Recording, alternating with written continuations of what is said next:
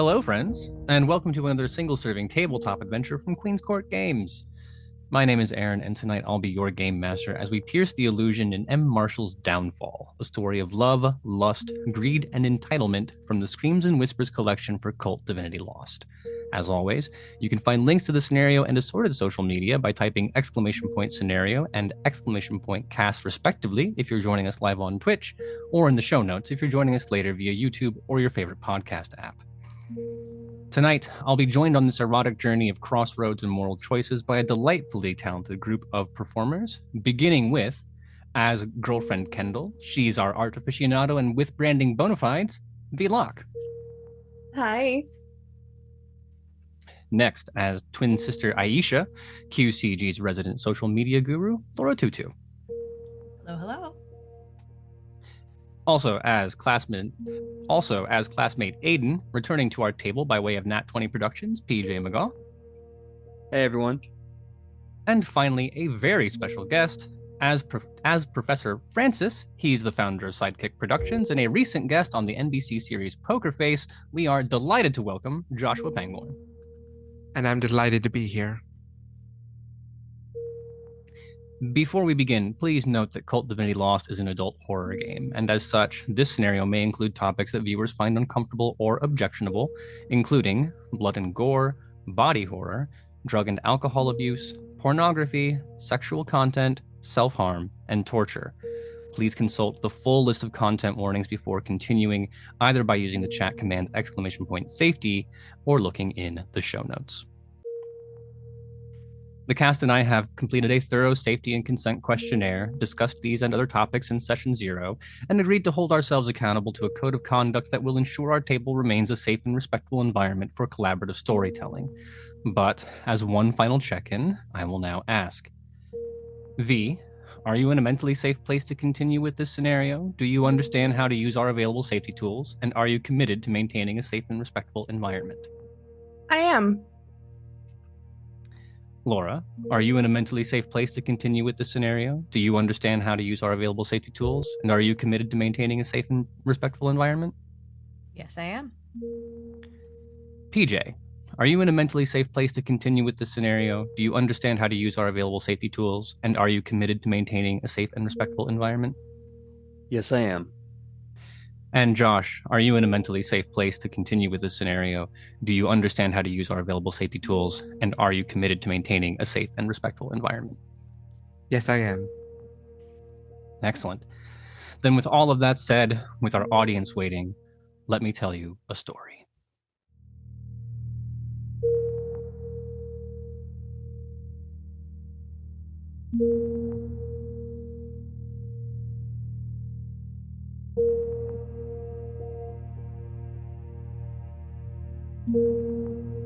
Noah, this work, it's incredible.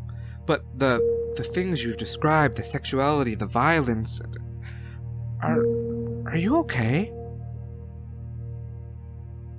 The last time we talked, he was twitchy, nervous, picking at his skin. I have no idea where to find him. Trust me, I've tried.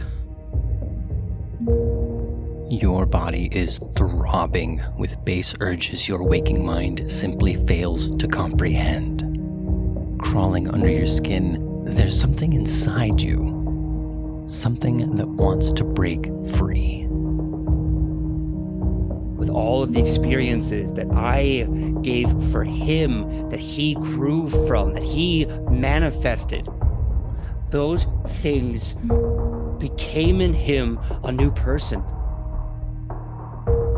I lost my brother once when he moved to New York. I will not lose him again.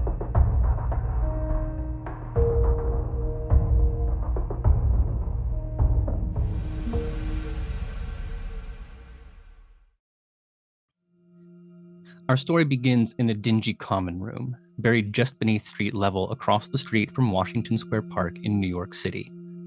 This is Goddard Hall, a dormitory housing just over 200 first-year students for New York University.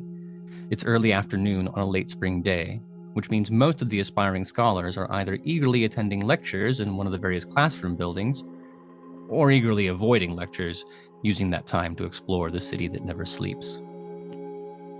The room is empty. It is also cramped, low ceilings made even lower by white tiles and fluorescent lights suspended from the ceiling. The university has attempted to lighten the space by painting the walls a rosy pink pastel.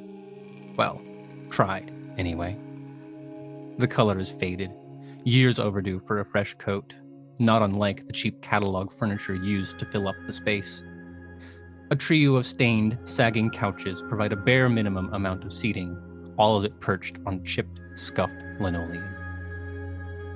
4 weeks ago, a talented young writer dreaming of calling this university his alma mater, who once scribbled plot and characters into moleskin notebooks on these very couches, disappeared under mysterious circumstances.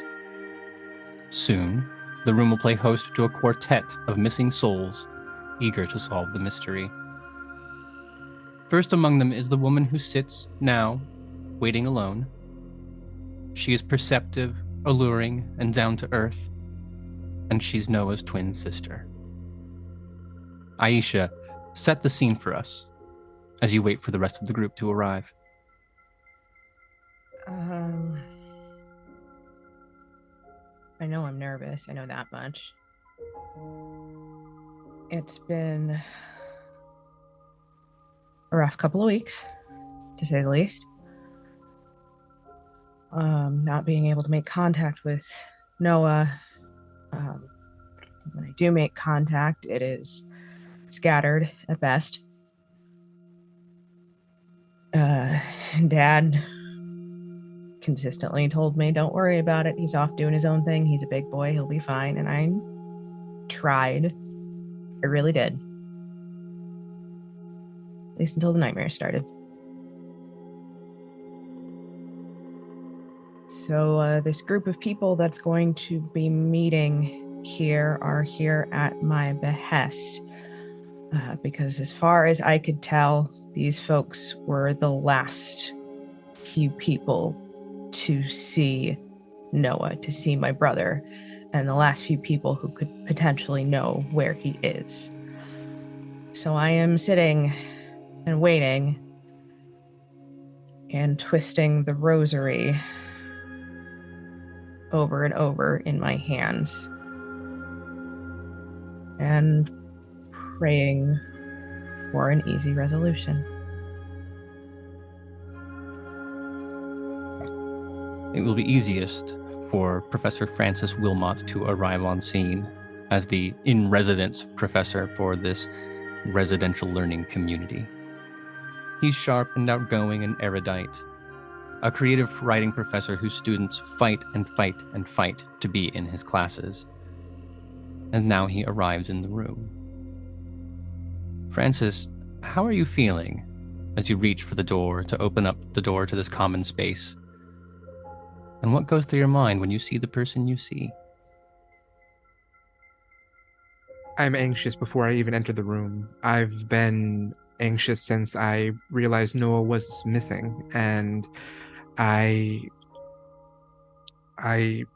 am consumed with needing to find him because he is my most talented student. He is the person that I see myself in, and he is the person that I think could do so much for the world with his writing.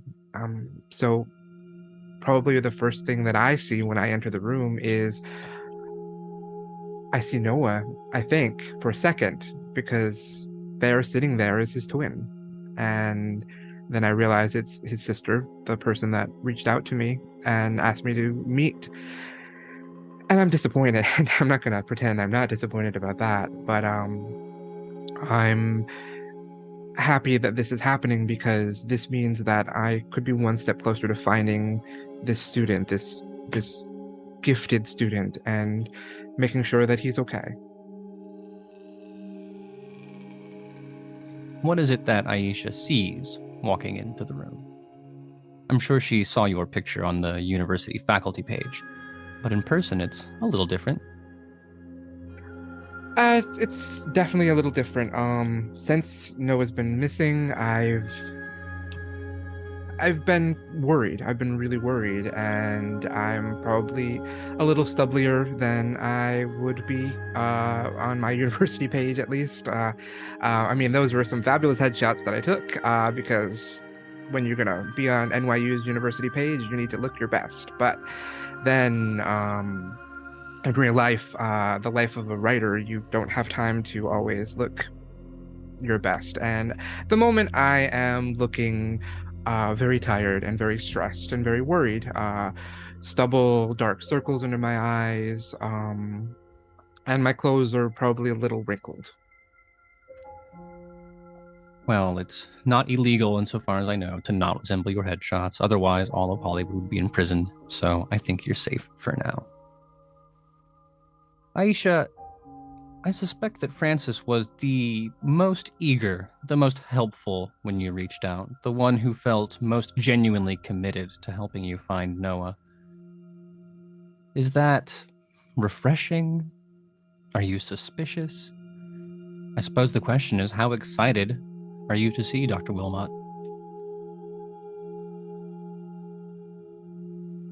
Well, the cops have been blowing me off, to be frank about it. But I'm not particularly surprised there. Having someone who seems genuinely as worried as I am is, in fact, refreshing. It gives me hope that at the very least we'll have someone with some pull, trying to make sure that we can figure out what happened and potentially bring Noah home. So I'd say I'm relieved to see the doctor. Then I suppose a cheery introduction is in order, at least as cheery as one can be given the circumstances. Mm-hmm. I imagine I would stand up as soon as the professor walked in and smile as best I can. The movement sort of deepens the circles under my eyes, so in that, Professor, I'm fairly certain we are matching. But I will walk forward and extend my hand. Professor Wilmot. Aisha. I'd reach out Nice my to meet hand. you. Of course, you look almost exactly like your brother, but I would expect that. That's what they say about twins. Thank you for getting back to me so quickly, and being so willing to meet. It's you're one of the only people who seems to give a shit. So it means a lot. I understand. When you are special, the world only cares what they can use you for, and when you're not there anymore, the world doesn't care about you. So I understand why no one else wants him to find him or cares about finding him, but I'm not like the rest of the world. Oh, I can see that much.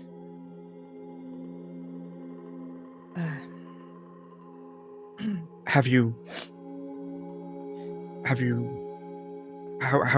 long have you been looking? Noah disappeared about 4 weeks ago. I would say roughly 2 months ago, something began to change. That's when his behavior in text messages became more clipped. That's when he blew you off more often, saying he was too busy writing. And then 4 weeks ago, the contact stopped entirely. You might have waited a few weeks before contacting the police, but young men go missing in New York all the time. Not often for sinister purpose. Sometimes they find a bohemian ideal in Brooklyn. They disappear for a foreign abroad study without telling anybody. Or the creatives, they would say with derision, more often than not are just locked up in their apartment, typing or scribbling away at God knows what. Suffice it to say, New York City's finest believed they had more important things to worry about.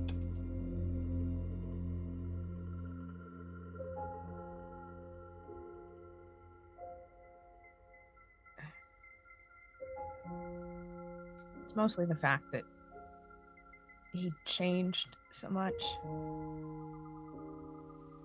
And I understand that's part of the college experience. You grow and you become a new person, sometimes a better person, but he's my fucking twin. I always figured we'd have at least that connection, childish as it sounds. Noah is gifted. Noah, yeah. I mean, I don't know if you know how gifted your brother is. He's a brilliant writer. He wasn't what you'd find as a strong writer from the beginning. He had those inklings there, but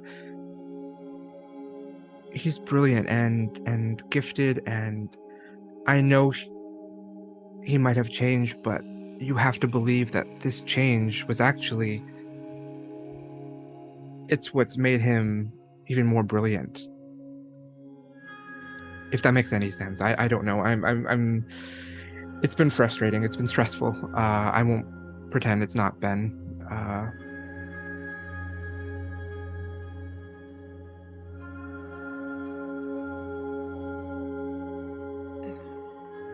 I mean, it could be any number of things, right? I mean, we're from a relatively small town. This is a lot, this city. Easy to get lost in, and I wouldn't blame him for wanting something new, but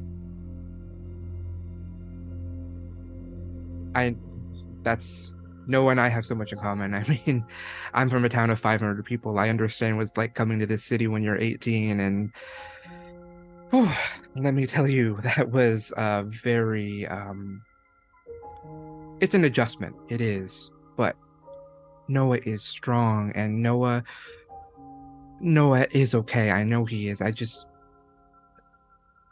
don't know where he is, and it's not a city that is loving, but it's a city that will, if you can survive it, you will be something to be remembered. It's not always kind to be remembered, is it, Kendall? I imagine you standing outside of the dormitory on the street, smoking what, your second, third, fourth cigarette in a row as you put off making the descent into the building? I stopped counting after a while. It's one of those things that if you pay too much attention to it, it just kind of makes you feel some kind of way, and I'm not interested in feeling that kind of way right now. Well, I know everyone walking past you in the city, and there are countless, dozens, hundreds. Not only university students, but your square in the middle of Greenwich Village. People abound.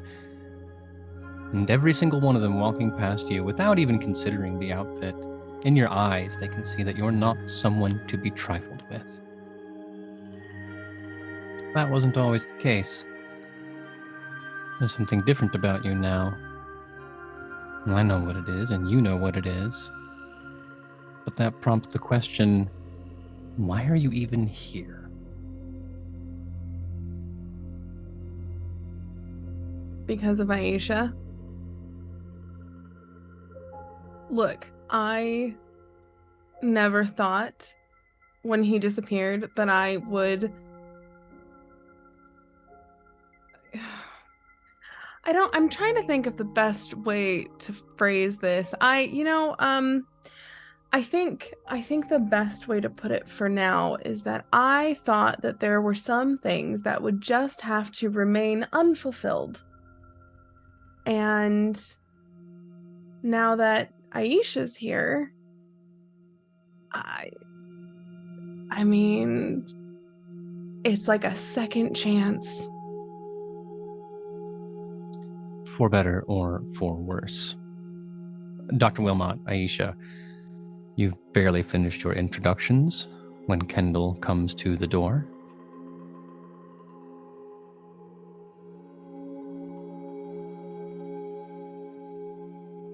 Kendall.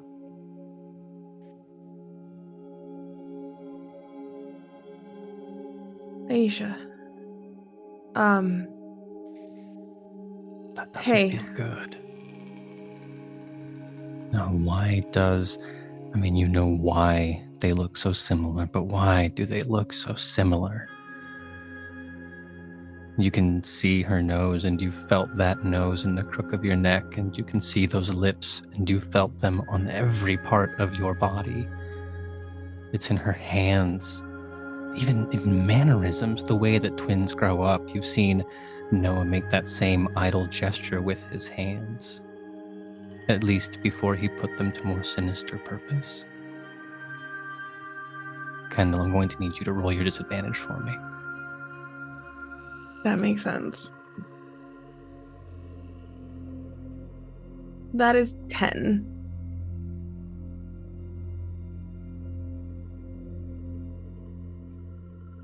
Well, 10 is not so bad. You don't break down. You can hold it together. But I am going to take one hold, something that I can use when I want, to make a move for the worst. To your credit, no one's going to be able to tell at first that anything's wrong. It might be just the way that you hesitated to answer, the way your posture tightens up just a little bit. I don't know that Aisha's in a mental place to be watching for that kind of thing, but Dr. Wilmot, why don't you observe the situation and see if you can tell what's wrong?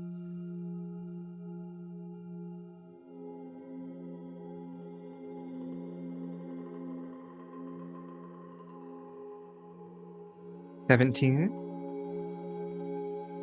Of course you can. It's been 5-10 years now that you've spent watching students come in and out of your classroom. You have a doctorate in writing, and at this point, you could probably also get one in figuring out what's going on with people Kendall's age. You've seen that reaction before, but not this intense. There's a discomfort when two exes come in after a weekend, and you know they've been dating, and then the Monday class rolls around, and they're trying to make it look like things are fine, but they're not fine. You can see that. But on top of that heartache, which lingers in an aura around Kendall, there is malice.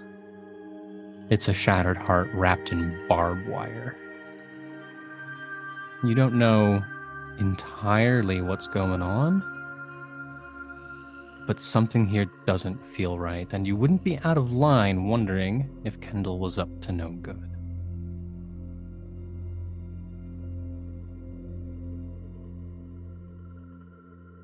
Kendall, I assume. I've seen your photo. Noah's shown it to me. I'm Professor Francis Wilmot, Noah's writing instructor. It's wonderful to meet you finally in person. Right. Oh, yeah. Of course, Professor Wilmot. Sorry, I didn't immediately put two and two together. No, Noah talked a lot about you. Loved your class a lot, and got really, really into writing. So I assume that's your doing. Guilty.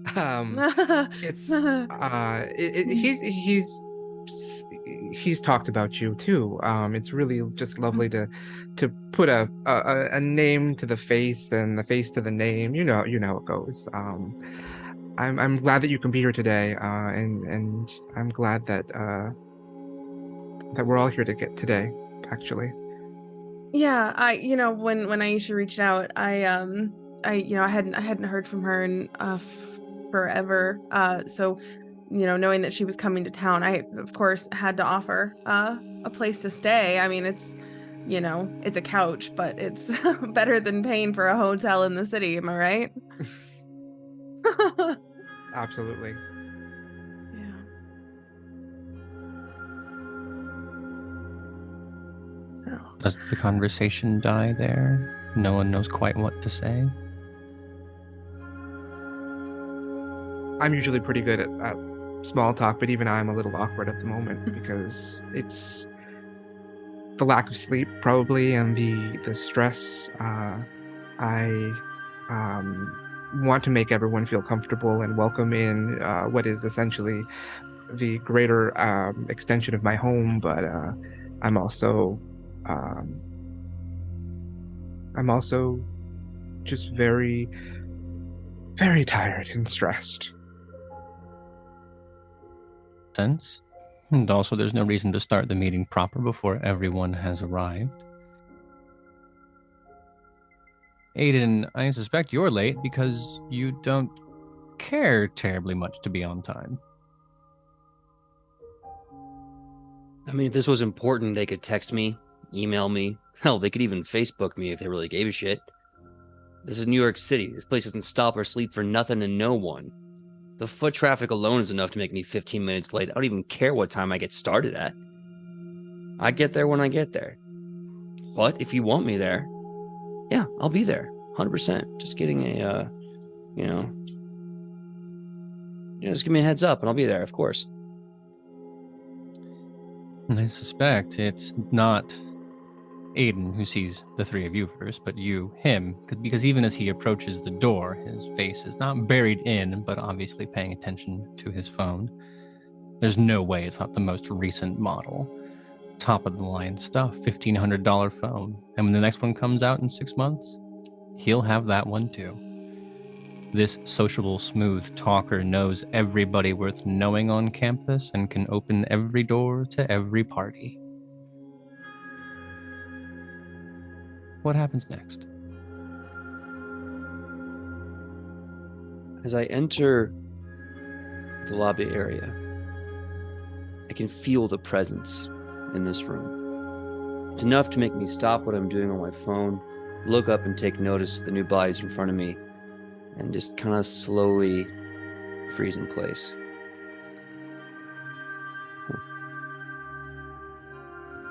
Oh my God. You look amazing. You look just like him. Hi, I'm Aiden. Nice to meet you. I believe you're his sister, because if you were anyone else, that would be impossible.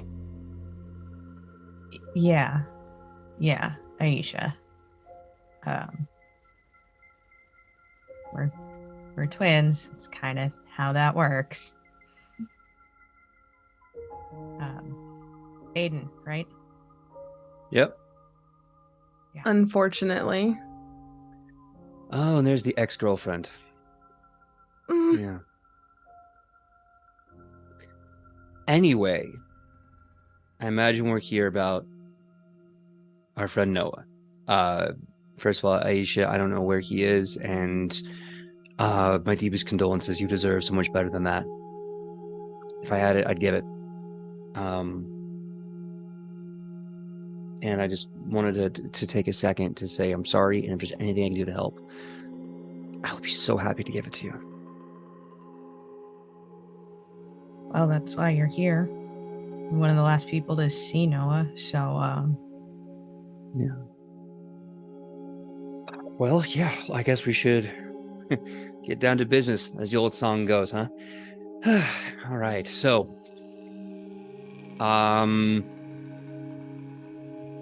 what is your timeline? I don't know what I can give you, but I just want to give you my full undivided attention right now.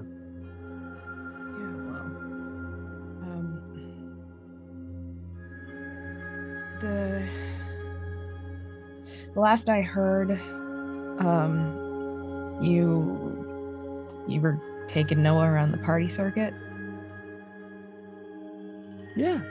I mean, that's one way to put it. It's kind of an oversimplification, but yeah, for lack of a better word, I was introducing him to new things, helping him grow. Kendall knows all about that. Some of the things you introduced to Noah, he introduced to her. Yeah, helping him grow as a person, as a man. Oh, I wouldn't put it so simply as gender. Come on. It's 2023. I think we're beyond that right now, right? I think we're all collectively a little tired of that. It's not about manhood. It's about an individual learning what their needs truly are at a point in their life where change is supposed to happen. And some people are supposed to get left behind. That's what a metamorphosis does. You get wings, you leave the cocoon. Sometimes people, they can't fly, they can't catch up. And that's fine, because one day they will fly. Like birds. It's going to be great. You Not really right now. think this is a question about metamorphosis, Aiden? That's what I think. I mean, I was there for half of it at least. Looked like a metamorphosis to me. Yeah, and you weren't there for the other half. The other half, I got to experience. So thanks so much for that. Well, first of all, if Noah did anything that made you feel unsafe or unkind, it's not my place to apologize for him. But I will. I'm sorry. That's between you two. It's not my business. But that's not why we're really here, though, right? I think we're here to help Aisha find her twin brother. So maybe we should just kind of skirt around that problem right now and help someone who actually needs it. Professor Wilmot, you've also had Aiden in your classes. Don't remember him being this talkative. What has your impression to this point been of Noah's classmate and friend? I mean, I'm sitting here listening to what's coming out of his mouth, and I can't help but imagine that his writing would be so much better if he applied any of that creativity to it. It is an amazing amount of BS that's coming out of him right now, though. Aiden was the classic student who was taking his class for the credit that he needed, but not because he wanted to be there. And it makes it so much harder on all the people who want to be in that room when you have someone like Aiden there. And that's probably why I am extremely disappointed that he is one of the 3 people that are here to help Aisha find her brother. But what can be done about that except deal with it? And he's not wrong. You grow a lot in this city. I certainly did. So. And Aisha, now having your team, as it is, assembled, how are you feeling about the task laid out in front of you? Is this a moment that inspires confidence? Hearing the drivel coming out of Aiden's mouth, seeing the hostility on every single word from Kendall's lips.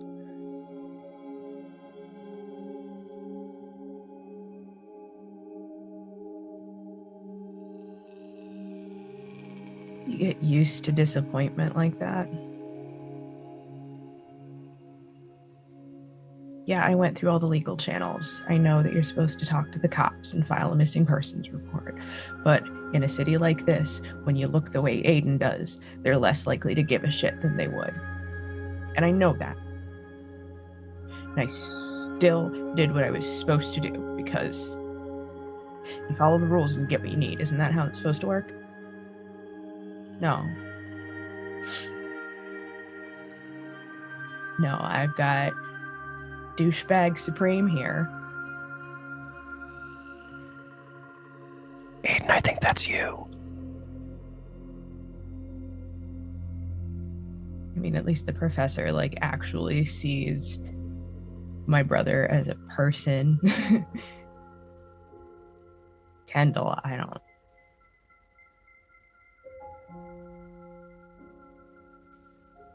She's more interested about soothing her own wounded feelings. I don't even know why I bothered. This is what I've got. This is what I'm gonna fucking work with, I guess. Yeah, bother you did, and bother you must, because no one else is going to do it. And unfortunately, you weren't here. You can't do it alone. The fact that these 3 people are the last ones that Noah associated with might say more about your brother than you want to know. Maybe he did change in New York City. Maybe in ways that you wish weren't the case. But we all have to play the hand we're dealt, don't we? We all have responsibilities. We all have private desires. You're all here for a reason. Of course, it's to find Noah. Right? Right? I of course. I mean, let's be honest. Do I strike you as the kind of guy that would go somewhere and do something if I wasn't invested in it? Probably not. I wouldn't waste my time like that. Neither should you. We're here because we want to be here. Bottom line.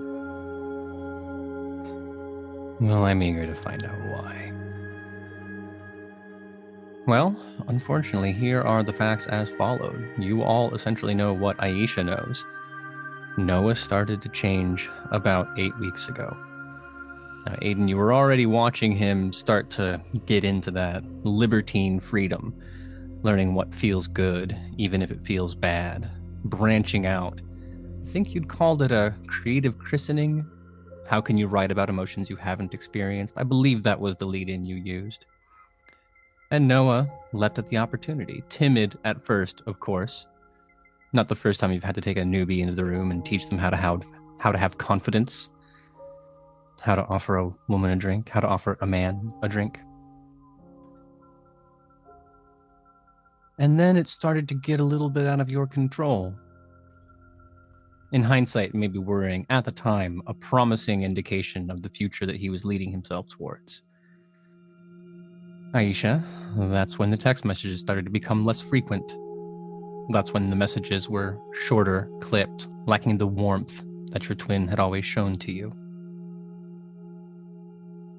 Professor Wilmot, those were the first days that Noah ever missed a class, followed by the first time that Noah had ever missed a deadline. What he did hand in to you was no longer cleanly typed or put forward in a Word document. It was scribbled into notebooks, sometimes stained. Tears, sweat, smudges of something. And Kendall, that's when the man who had your heart, who you knew would be yours forever, sharing together the pair of muses, creating, living and loving one another, that's when he began to change. 4 weeks ago was when you stopped seeing him entirely. That was the breakup, precipitated, of course, by something immediately prior, but a breakup nevertheless. That's when he stopped responding to the professor's emails, to Aiden's text messages, to Aisha's frantic phone calls. And no matter how many harried voicemails you left, no matter how many Facebook group messages you extended, no matter how many times you picked up the phone to dial and put it back down, Noah did not respond. 2 weeks ago, he dropped out of Professor Wilmot's class entirely, handing in the final assignment well before the last deadline and disappearing. He didn't even have the dignity to do it in person, just leaving it in your mailbox with a note. It was 1 week ago that Aisha reached out to you all via email. Now we're here. Now, each of you has one small piece of the puzzle that will begin to unlock the story, that will begin to tell us what has befallen our friend. So all of that, then, is interrupted by a knock at the door. Professor Wilmot, you will recognize the soul standing on the other side.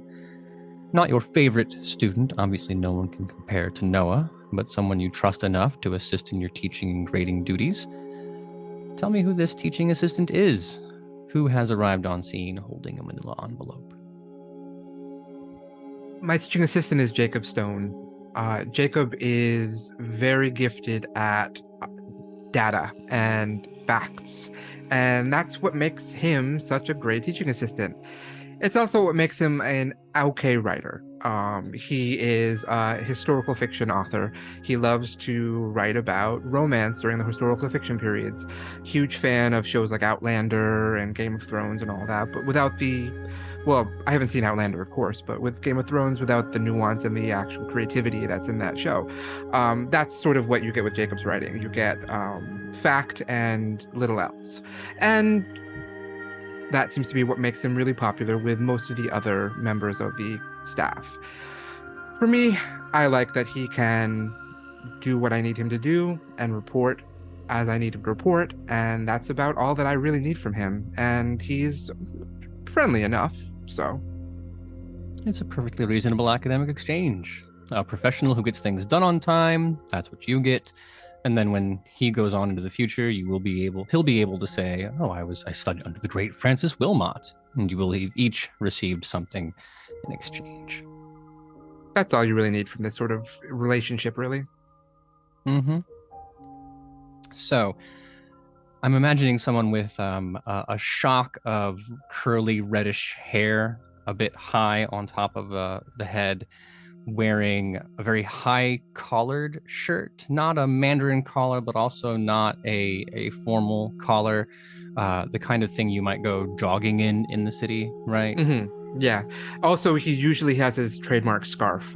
He was a huge fan of Doctor Who, so he had this I heard this all during his interview with me. It was very exhausting, actually.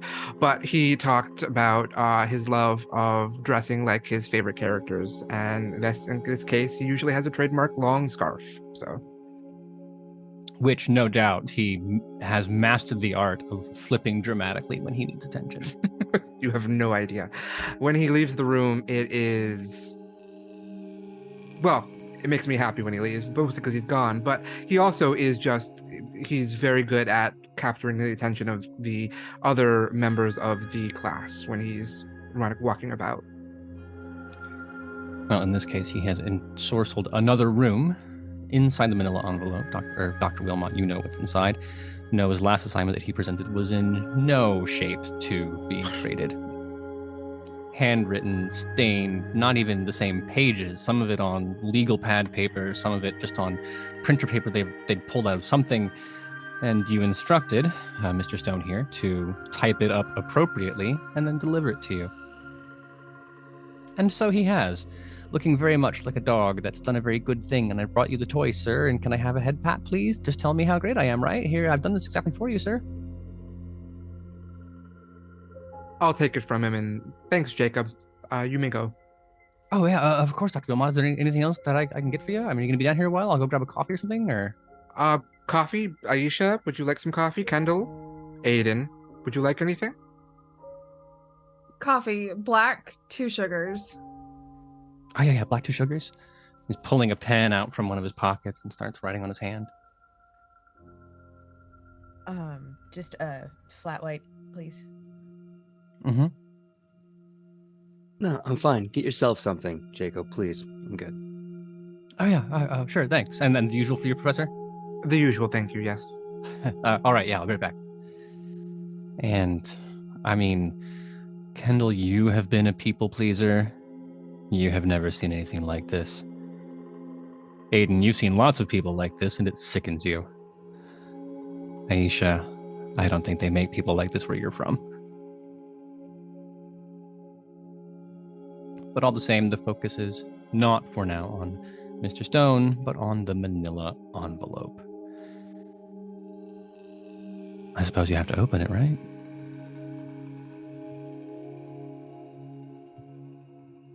I'm really excited and nervous, and it takes me back to that one assignment he did, that world building assignment where he crafted the most incredible vision I had ever read before. And look, I'm all about creative flow and all that, but I'm just hoping that what was on that garbage of a notebook is actually just as magical now that it's been typed up. So I'm savoring for a moment that I might have something truly special in my hands. And then I realize that everyone's probably watching me. And then I open the envelope and take out the manuscript. Are you attempting to justify this? I don't know that most people in the room would leap to, maybe he's written his whereabouts in his last assignment. Or are you ignoring that and letting your own selfish desires guide you to the page? I think for a moment I've purely forgotten that he's missing, because he's not missing that at the moment. He's in my hands, and I am going to get some greater insight into who he is as soon as I can read this. Well, then I suppose the rest of you can make whatever conclusions you'd like as it begins. I can say that once your eyes grace the first few words, it's going to be difficult for you to pull them away, for reasons that I think will become apparent, and I assure you we'll discuss. It begins.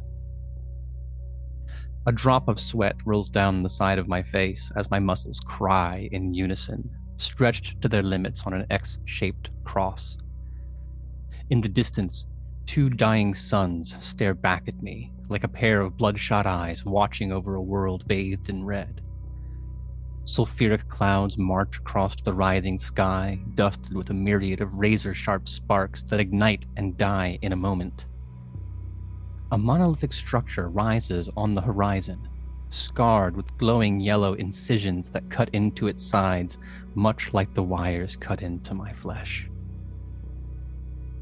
The sun orbs appear to shut, overcast by thick black fumes ascending from a decrepit city that had collapsed within itself. Suddenly, I become aware of another presence. A female shape materializes before me, exhaled from between the slits in the cracked earth. Slender legs walk towards me, and as I follow their motion, the curves of her hips take a tentative form, wavering on the edge of existence. A shiver runs down my tense spine, and I hear my bones click in morbid harmony. Her form becomes more defined, and I feel something stir within me. A pair of full breasts like falling teardrops rest gently on her chest, creating a triangle with the hollow between her collarbones. My limbs grow weaker while a familiar heat begins to burn in my loins, lacing the pain in my wrists and ankles with a tinge of satisfaction. I watch her features adjust. Her cheekbones slide back and up, making her face slender and slightly angular. Her lips swell and fill with color, while her nose narrows down and arches so the tip perks up. Black hair grows out of the apex of her skull, cascading down past her shoulder blades. For the first time, she looks at me, her eyes like the suns in the sky. The woman of my dreams.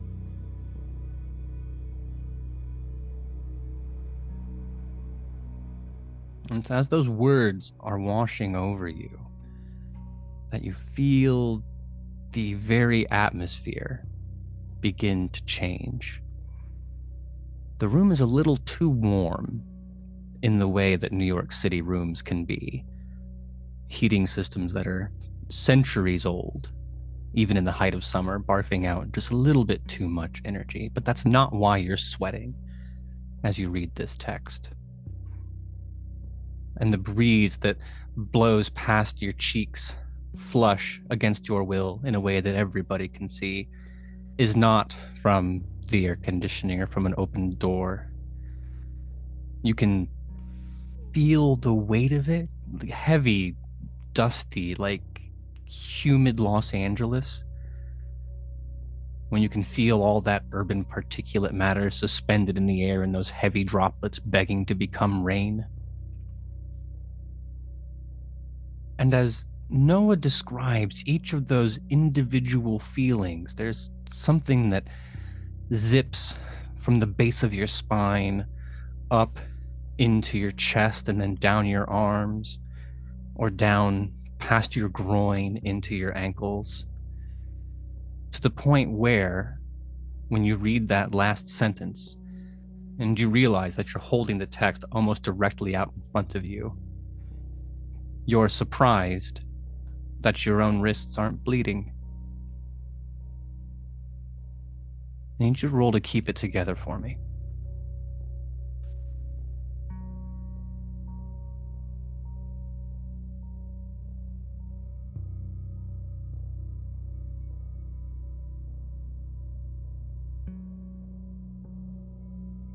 Sometimes when we make connections with people or things, it's not for the best.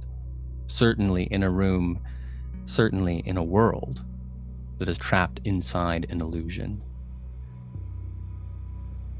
You're left feeling like part of the story,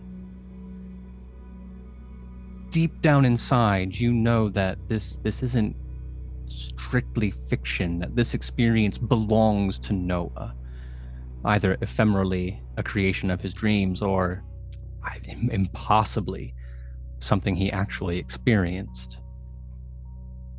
But the words come off the text and entangle themselves with your own thoughts, your own emotions. It becomes difficult for a moment to feel where Noah and the text stop and Francis Wilmot begins.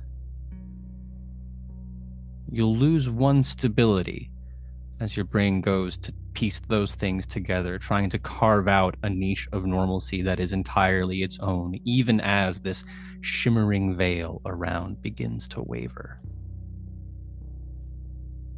And the rest of you in the room can see what is plainly more than a man awash in brilliant literature. When Professor Wilmot emerges on the back end of this text, there is something different about him.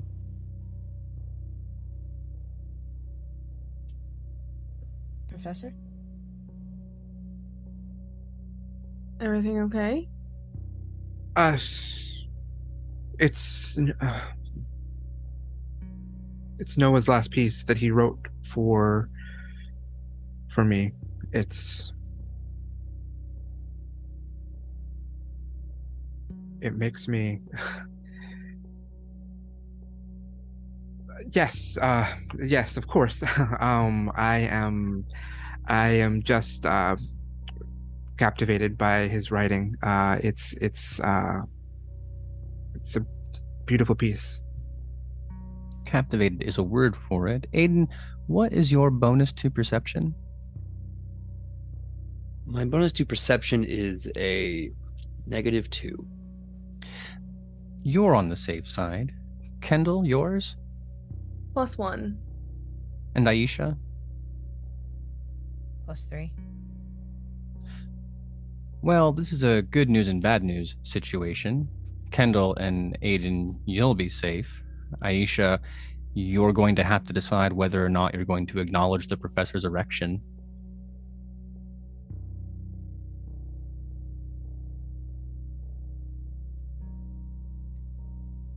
Probably around the same time that the professor realizes. I look around quickly to where is Jacob with that coffee? No doubt now holding the text a little lower in your lap, just to maybe deflect a glare.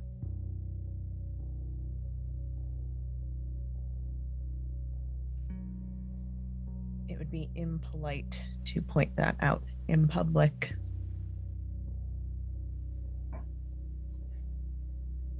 I don't suppose you've ever read your brother's more recent work, but it seems unlikely that the words are powerful enough alone to create this kind of reaction, although I'm assuming also, Professor Wilmot, that you did not read the text out loud. No, never. I need to savor it myself first before sharing it with anyone else. Based on the professor's reaction, is anyone else eager to see the text?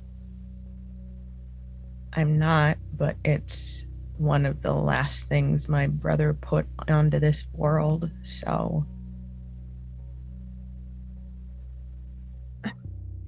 I've seen pretty much everything that Noah's ever written. From, those happy love letters from when we were in high school up till like short stories and everything. So it was noticeable when it started to change, and I think seeing it, there's some value in it. If nothing else, it would give us insight to how he was doing right before he disappeared. That's possible. I think first you might have to pry it from the professor's cold, dead hands. This is yours. This is Noah's. This is your Noah's. It is as close as you will ever be to him again in all the ways that he inspired you and changed you. It's these pages. If you don't find him, this is the last you will ever be able to feel of that genius. And that makes me more anxious than ever to find him, because if this is the last piece, it's not fair. It's not fair to the world. It's not fair to me not to be able to just see what else is in his mind and read what else is in his mind. He has a way of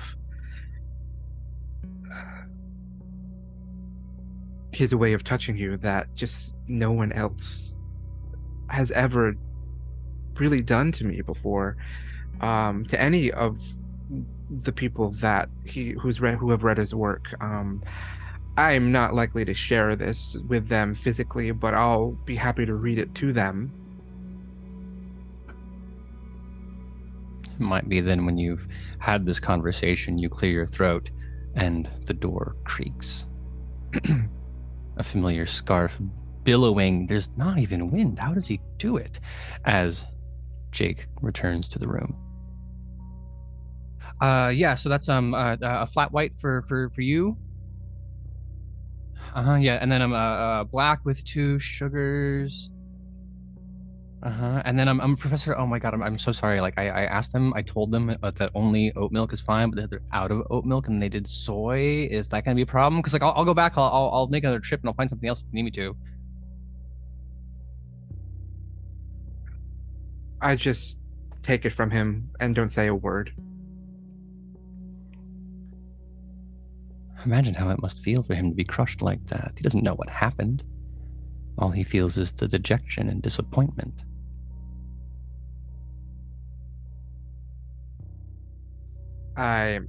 Jacob, I appreciate all that you've done for us today. Anytime, Professor. Yeah, like I said, you have my phone number, so if you need anything else, just text me. I'm done with no student assignment. I'm still waiting on you to read it, of course, and give me the feedback. But I have nothing but time today if you need more help from me. Wonderful. Aisha, Kendall, Aiden, do we have anything else we need from Jacob today? Anything he can get for you at all? Hey, Jake, what did you get for yourself, my man? What'd you get for Jake? Oh, I just had like an everything bagel, but I like ate it on the way here because I'm just so busy, and you guys eat on the go, right? That's why New York, all the food is something you can eat with your hands, right? Because everyone's just going. I'm glad I could give you that gift. I'm glad you could eat it on the way here. Oh, yeah, thank you so much, Aiden. I'll see you in class later this week, yeah. Yeah, probably. Who knows? I'll see you when I see you. Yeah, sure. Mm-hmm. He slinks off the way a dog might after being caught tearing a toy open. He means well, everyone. Yes. Well, we can linger on the transcript of this text. But for those of you eager to change the tone of conversation, there are other things of Noah's that remain to be uncovered.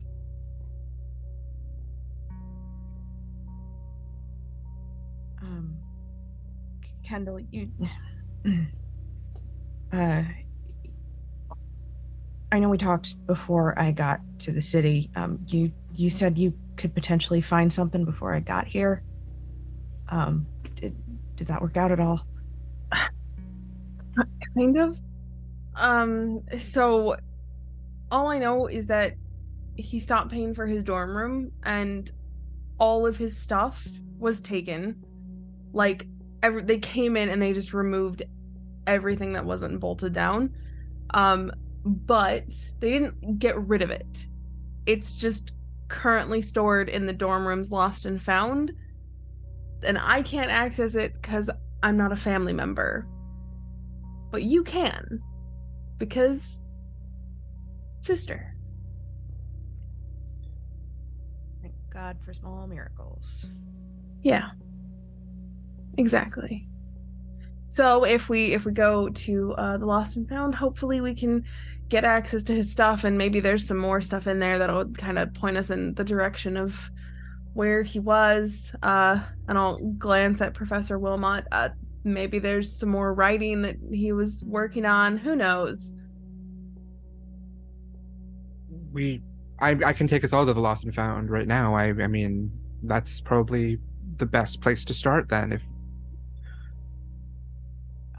please, Professor, if you wouldn't mind. I put the manuscript back in the manila envelope and I start to gesture for everyone to follow me. It's not too far a walk. New York University has its residential headquarters at Lipton Hall, which is just catty corner from Goddard Hall. So you'll walk to the corner of Washington Square Park, wait for a light to change, quickly repeat the process, and then proceed into the next lobby. Every single dorm has a uniformed security guard at the desk. It is, after all, New York City. You have to badge your way into the door and then present identification to the guard. Yes, she recognizes you, but yes, there are rules. Now, Aiden, you've been in this dorm room before. Well, not this dorm room, this dorm complex. I'm certain you've been in many of these dorm rooms, as it were. I don't think you remember when they hired this guard. Because reach into your brain for a moment. When I say campus security guard manning the front desk of a dormitory, describe who comes to mind. Normally, the first thing that I scope out is 30, 45-year-old, maybe at one point wanted to be a cop or got out of the army or just had a general sense of bland authoritarianism, matching their nice beer and donut gut and bad back and bad knees. Someone who wears a uniform but doesn't really have any authority, but they're definitely happy to extend it. Usually male, balding. Always want to chat, but nothing good to say. That's kind of what I normally see. Mm-hmm. And then, apropos of nothing, would you consider yourself more an ass man or a tits man? Well, really, for me, no, it's the total package, including the face, because, I think just kind of stripping them down to bare parts like a Frankenstein's monster is disrespectful and also lazy. So. But, assuming, of course, a holistic process that considers all parts of the person, what would catch your attention first? If I had to break it down systematically in this order: eyes, nose, lips, breasts, tummy, thighs, ass, and, of course, shoes. Because that speaks a lot to what a person is capable of. But those eyes definitely grab me. How right you are. In fact, it's going to be difficult for you to examine the rest of the package the way those grayish blue, like glaciers, like smoked glass, look up and make eye contact with you. And this woman is 5'9", 5'10", 140 pounds, sleek.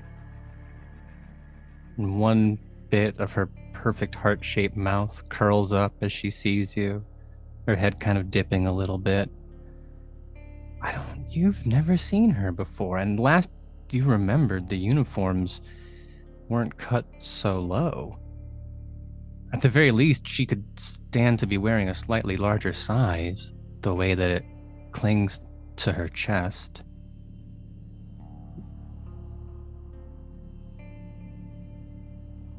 I stop whatever it is I'm doing quickly on the apps and lean back to everyone else. Professor Wilmot, my apologies. Do we need this security guard to gain access to Noah's things, or is this just a formality? They would have the key to the Lost and Found, but it's the kind of thing you could ask for, and you're Francis Wilmot. Everyone knows who you are. I don't really, I mean, We'll just ask her for the key and I can get it. That's all we really need. She has the key, of course, but...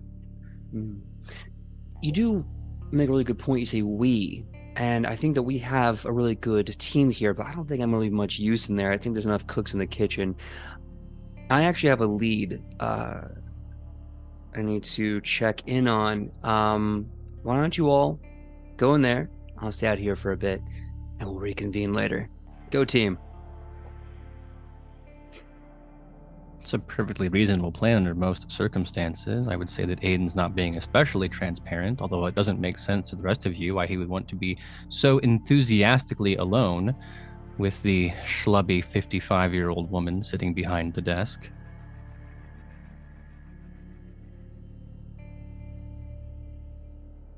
I mean, I guess dude's got to get his dick wet somehow. Maybe it's been a while.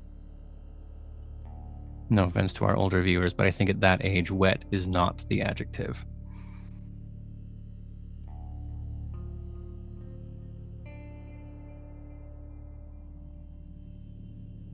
I'm more than happy to leave Aiden behind.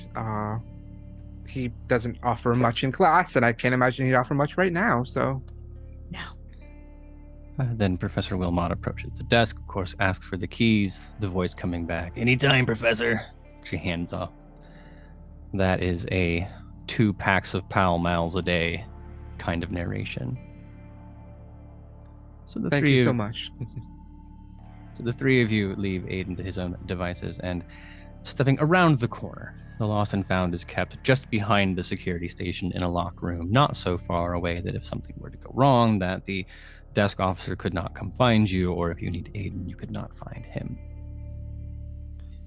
Inside, it's dark and bare.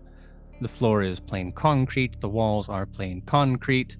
NYU has $1 billion endowment, yeah, but you don't get that kind of endowment by wasting it on your lost and found room.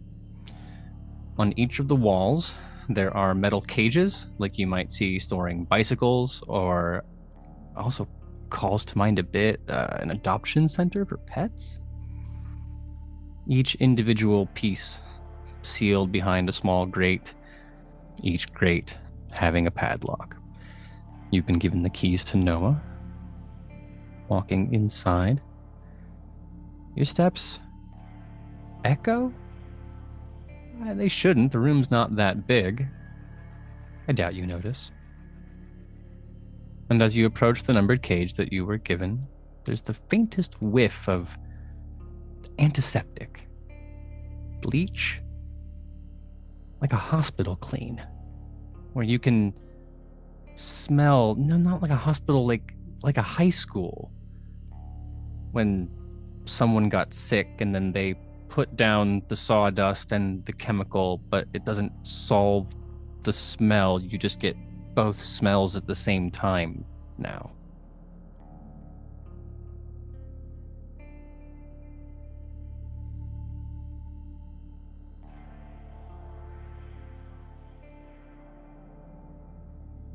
Can we tell where the smell is coming from?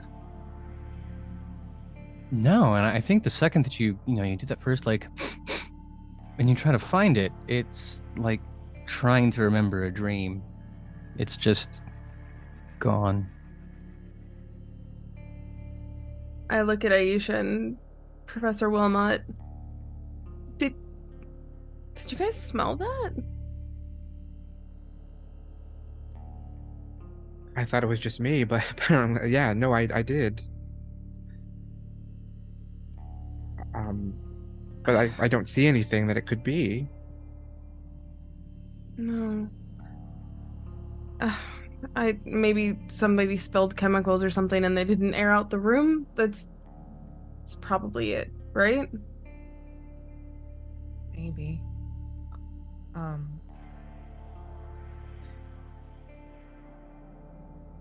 There's a creaking, squeaking sound.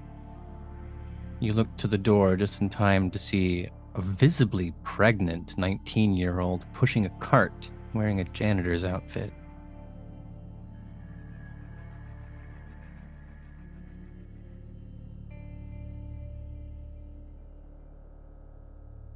Hello. Doesn't say anything. Doesn't seem to regard your presence at all. Just walks by.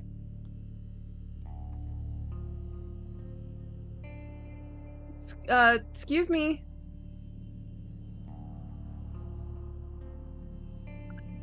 Okay, if she's not going to respond to my voice, I guess I'm gonna go up and I'm just gonna like tap her on the shoulder. It's going to be difficult.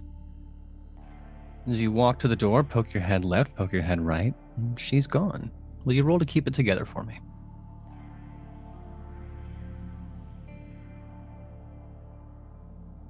$19. Must have gone to an elevator, gone into a dorm room, something, had earbuds in, who knows? Okay, weird. Whatever. Anyway, which of these is Noah's again? You've been given locker 19, which is not hard to find. It's at about chest level. So you can imagine that there are rows, 4 of them stacked, and then room left above, because of course it's New York City. It would be a terrible safety violation to have them stacked any higher. It is exactly high enough that one person is legally allowed by the Department of Health and Safety to put something on top of it. You can open it up. There is a small number of cardboard boxes, kind you would use for moving things, and then a small suitcase. Aisha, you were there. You helped Noah pack. He didn't have that suitcase when he left. Oh, well, obviously I'm gonna pull it out of the locker. It also has a very elaborate combination lock. Not the kind of simple keep the TSA out of your luggage, but they don't care, they'll break it and then put a little note in your luggage saying we had to break it for national security reasons lock. No, this is a lock's lock. Other locks look at this lock and go, God damn.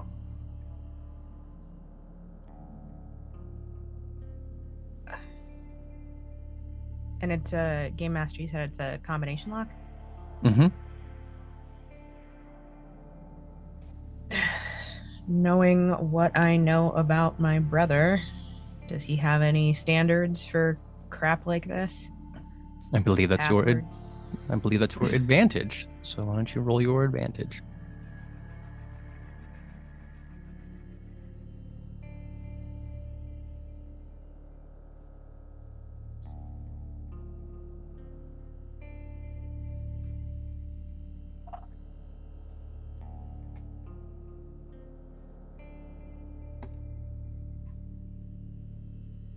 And sorry, Aaron. You don't add anything to it. It's just the 2 dice together. Okay.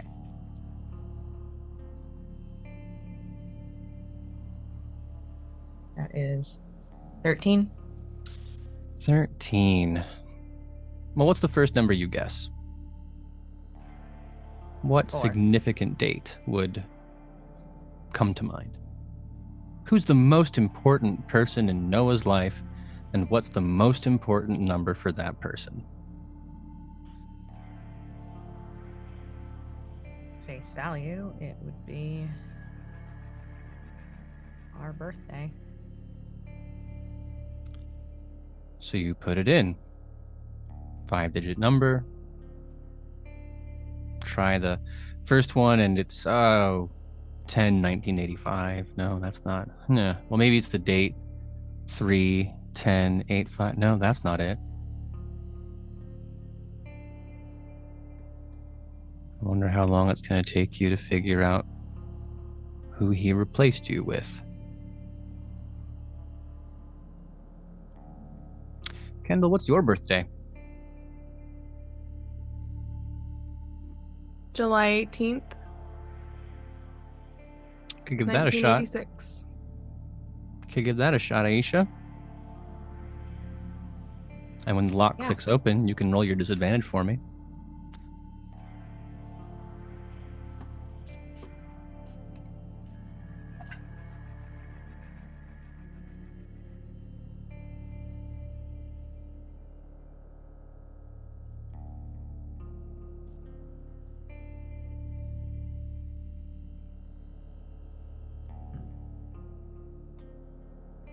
Not a good result. I'm pretty sure that's a 7. Well, hold on. Pause. Above table. For D10s, do we say that the 0 is the 10 or is the 0 like... Okay, Yeah. good. Then we're fine. Mm-hmm. That's a 17. Yeah, you're fine. It's unbelievable that the person who shared a womb with you would replace you with whatever the fuck that is. This trash he found on the streets of New York, who, God, thanks to what fucking Aiden got him into, all of a sudden became more important. And other circumstances, you would put this little skank in her place right now. But it's not about that. It's not about you. It's about Noah. And you can swallow all of that back before it makes it onto your face. It's fine. She's the ex, anyway. Because your brother has taste. Once he figured it out, then it's gotta be it. It's gotta be it.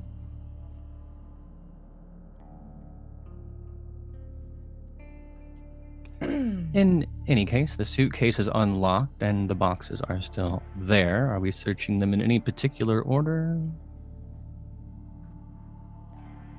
Aisha seems really preoccupied with the suitcase for some reason. So I'm fine to let her sit with that. I'm going to go after the boxes.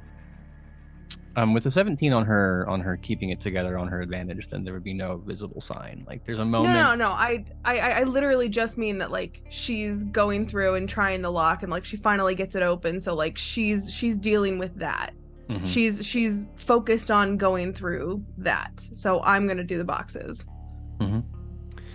It's fairly boring, honestly. There are clothes, textbooks, some old writing journals. Oh, you remember that hoodie? You stole it from him, and then he thought that was cute, and then stole it back. And I bet it still smells like both of you in the way that so many of those shirts did. You have to dig pretty deep to the bottom to find a USB drive.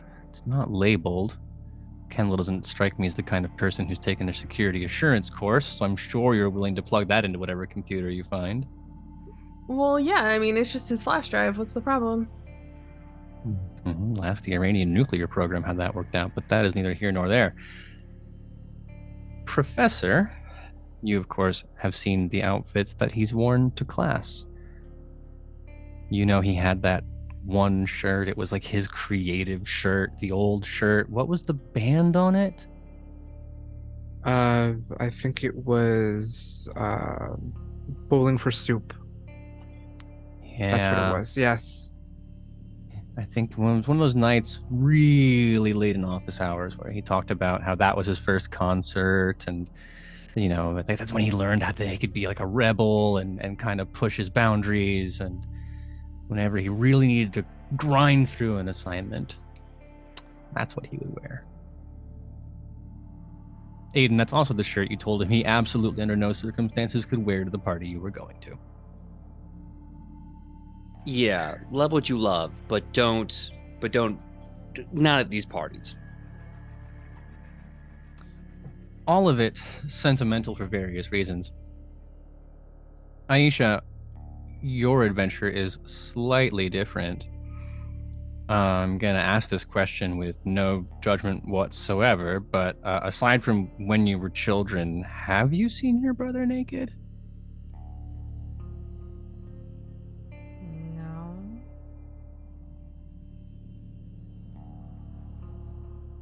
About that. Because whatever else is in this suitcase, and there is a lot in this suitcase, on top of it are Polaroids.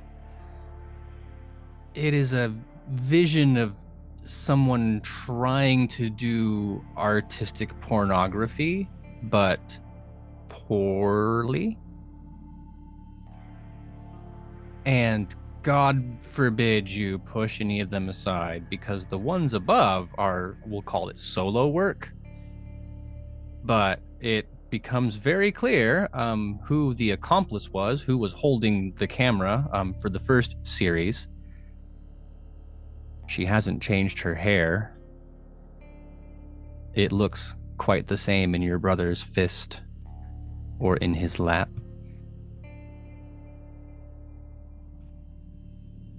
You've already succeeded on your disadvantage check, so I'm not going to hit you again with it for this scene, but I will ask you to keep it together to not make a face that I think Kendall will really enjoy seeing.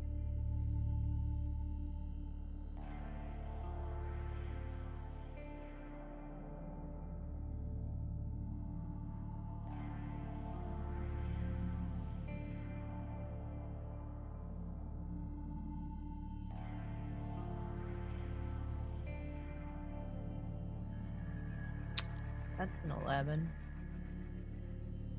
11, okay. You're not going to punch her, which I think we can all appreciate. But there's one nice swooping motion as you scrape up all the pictures and then just throw them at her. Excuse you? What the fuck? What do you mean, what the fuck? And I'll pick up one of the Polaroids. Oh, okay. Well, yeah. I'm so sorry you had to see. These were definitely not meant for your eyes. Definitely not meant for you to see them. And I'm gonna like kind of scramble them all together. It was just a little fun. He told you no one would ever see them. That was the rule when you started anyway. But we don't have to talk about that. Professor, you've also not seen Noah naked. It would only take a flitter of the images going past you for you to recognize what those photos are. I'm sure you had Polaroids of a similar sort in your younger days, or your more recent days, if the faculty inquest is to be believed.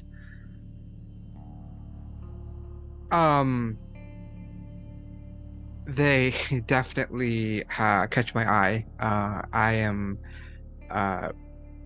I'm not going to pick any of them up, but I'm not going to not watch as Kendall gathers them together. And I definitely enjoy the memories that they kindle in me. Noah and I just really do have so much in common, and it's all about art in the end. That's really what it is. Well, that raises a question for me, just as a fairly vanilla straight white man, and also not much of an artist. Is the art also the reason for the riding crop, or the leather knee pads, or the wrist restraints, or it's either a door stopper or a butt plug, and like the only reason I can't decide is the size of it? It's a butt plug. When in doubt, the bigger it is. If Aiden were here, he would say that, wow, Jeff moved straight into graduate level on that one. I don't see the working up, just jump on in. Kendall, you remember that? I do. Yep. And it's about this time that I think I'm going to kind of grab the suitcase and just try and pull it away from Aisha, because there's nothing good at the bottom of this suitcase for her. So she should not be going through it. Aisha, I can't imagine you have any particular attachment to... I mean, it's an expensive collection. It's heavy. I don't think you could get this luggage through airport security, not because of the contents, but because of the weight limit.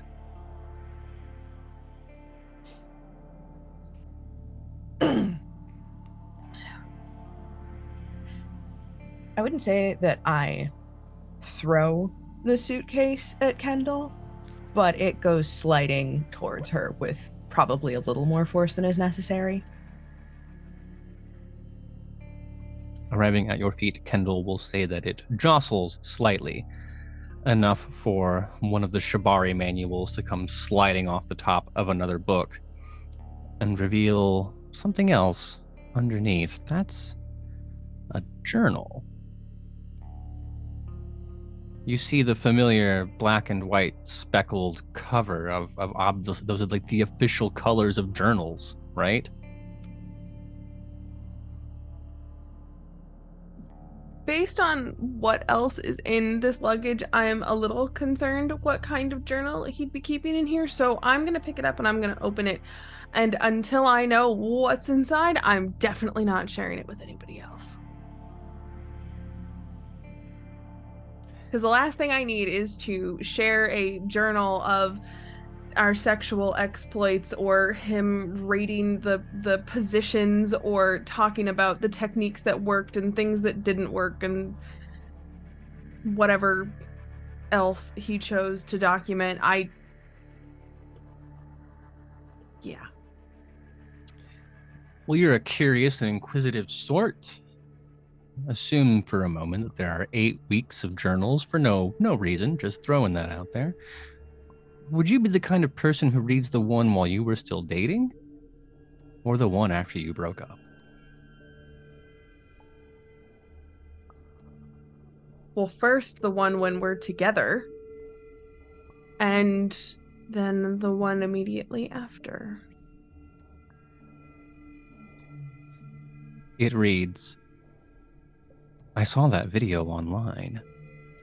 It caught my eye among the multitude of lewd thumbnails. I remember it wasn't exactly my usual thing, but I decided to give it a chance. It made me so happy and whole, as if nothing about me was ugly, nothing broken. I just kept stroking myself and stroking and was filled with such intense love. I cried when I came. The feeling left soon after. I've been looking for that video ever since. I can't stop. Do you remember that time that your boyfriend had to show up late, too late, to get the reservations for your anniversary? I mean, it was only like your, 2-month anniversary, so it wasn't that serious, but it was also kind of that serious, wasn't it? Yeah, it was. What excuse did he give you? He said that he had to get a jump from Aisha, actually. His car wouldn't start. And he was out hanging out with her, or they were going to visit a family member that was at a home or something. It was really shaky, but I didn't really interrogate it too much further because I wanted to believe him. I wouldn't interrogate it too much right now. But you turn the pages until after a time that you broke up. The time, rather. It reads, I went to the room. I told myself I wouldn't, but the pining was just, it was so strong. I couldn't resist it. Fuck, I mean, that was stupid of me, but it felt so good. I was alone for an hour, and I didn't think anybody would show up, but they did. 2, 5, 10. I lost count eventually, and nobody said a word. They fucked me on the seedy mattresses and against the walls. They pushed me and pulled my hair and bound me. I had so many people inside me. I feel filthy, but each and every one of them brought me closer to something. I can't describe it. Every orgasm was a moment of clarity I have never experienced before. I feel this close to understanding everything. I'll go there again. Soon.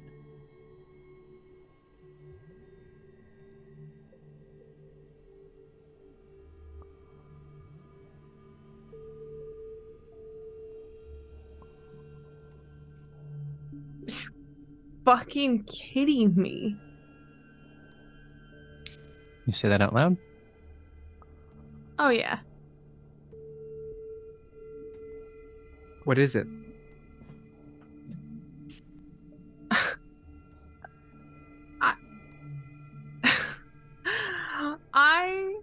I don't know what got into him.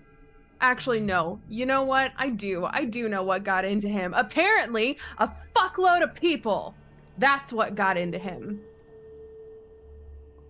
And I just like throw the journal across the floor. It lands open on a single page. Noah has sketched a figure. A woman with a slightly upturned nose, shoulder-length black hair, impossibly high cheekbones. Francis, you will recognize that woman immediately because you know her, even though you've never seen her. You can feel her breath, even though you don't know who she is.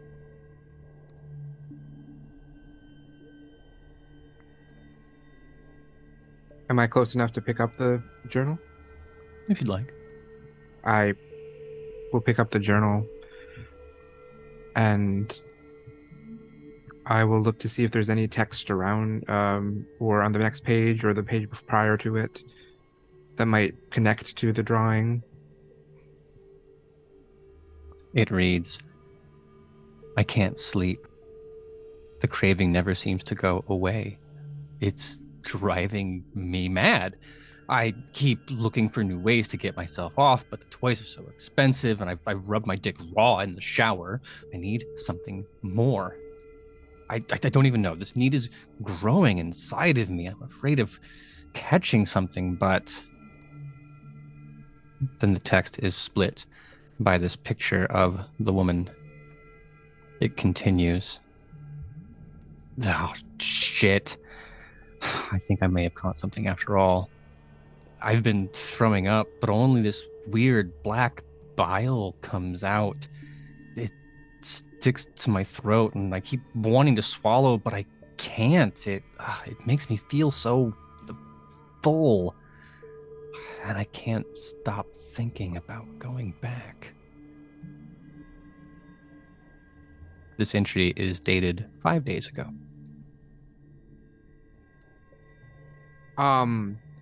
I explain what I've just read without getting into the details that I think I connect with most. I explain the facts that he was sick. Noah seems to have been ill. He says he's been vomiting black bile, which honestly I'm not that kind of doctor. I don't know what that is. And he keeps referencing a room or a place that he wants to go back to. But yeah, flip a few pages back. You can read all about the room. You can read all about the place and all about the people. And you know what? If he caught something, fucking good. Well, this was 5 days ago, though. This last entry. What? What? 5 days 5 ago, days he ago? was sick and throwing up and... No, because he's been gone for weeks now.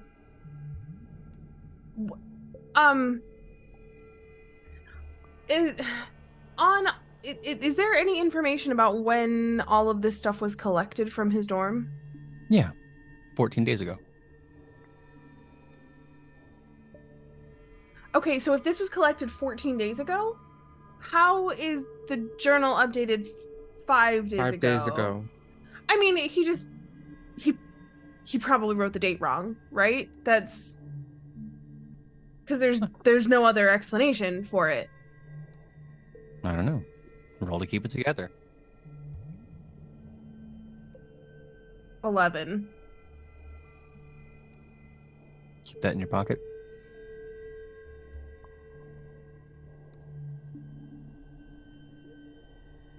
Ken. Okay. 14. Aisha, you're the only one who believes what Kendall is saying. Like, yeah, obviously, my brother is not a time traveler. The Doctor Who nerd is the one who brought us the coffee, not my brother. Just got the fucking date wrong, or Kendall's all worked up because we've seen what. Terribly sorry for a moment. I was in character looking at V going, what a dumb slut. And then I was like, I can't call V that. V's my friend. And that's why my brain stopped returning. Of course, he got the day wrong. He was too busy with this dumb slut. But, Francis, you felt the breath and the air. And even now, holding this journal, the pages feel sharp. Not quite a razor blade, but I mean, oh, the paper cut it would give you. It's rigid and stiff. You could hurt yourself with this if you wanted to. And Kendall, it's that hurt that comes up, of course. The pictures of you, that's how it started. That's how he opened the door, and that's what led to everything going wrong. But that pain is in here. It's definitely not in your shoulders the way it might hurt if someone had bound your wrists together behind your back and left you there. Or the way your ankles would hurt if they were suspended from an apparatus. Why are the pages so warm when you hold them? Is it the pages, though? Or is it your own skin? Do you remember how flushed you used to feel? Those first nights when you said, you're not that kind of girl, and he said, I'm really not that kind of guy either, and then you giggled together, falling into his bed.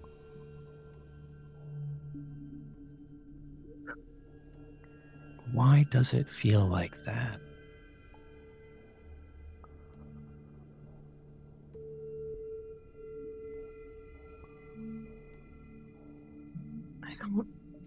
I don't know. There's no reason it should, right? It doesn't make any sense. Does it need to make sense? Do you want it to make sense?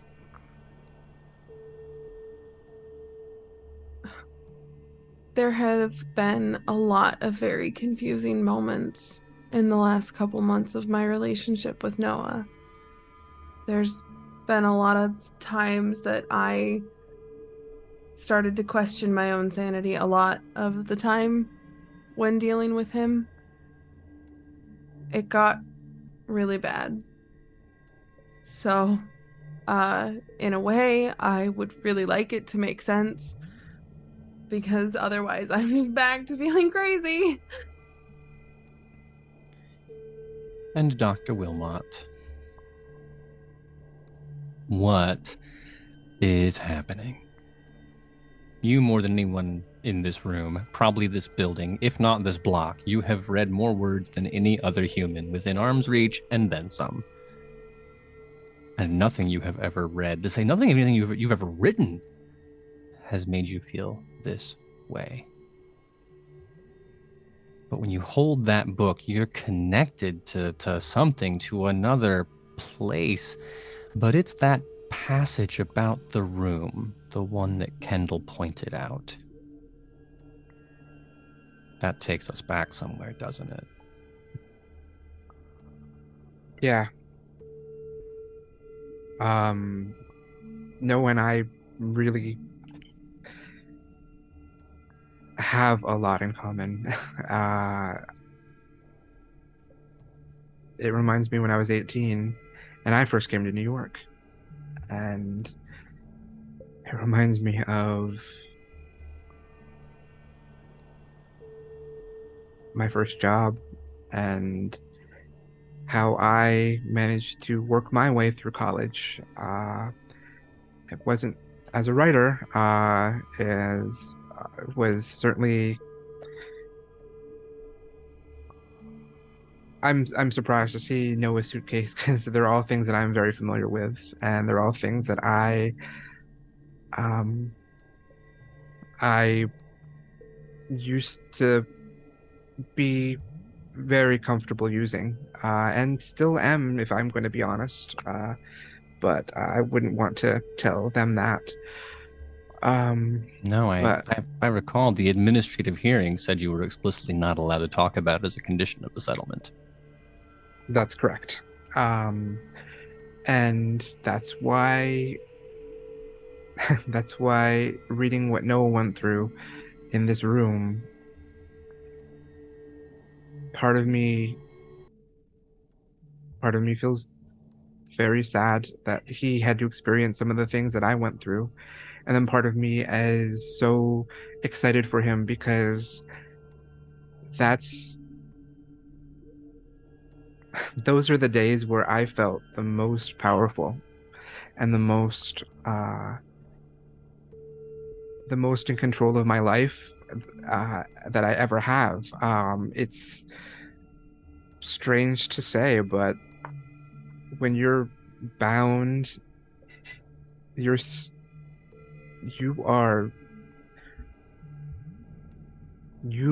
are on top of the world. And reading what Noah went through, it makes me almost long for those days when things made a lot, when I was able to do what I wanted to do without having to deal with all of the crap in the world and all the crap from the bureaucrats in this school.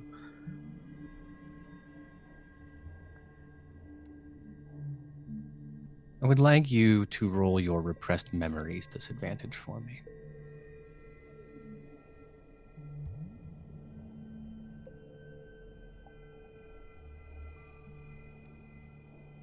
$13.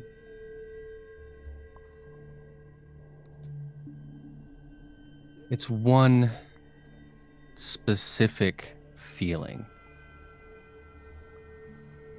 Noah doesn't describe it, but it's there between the words in the same way that what you read in his assignment changed, and it's like staring into a magic eye picture.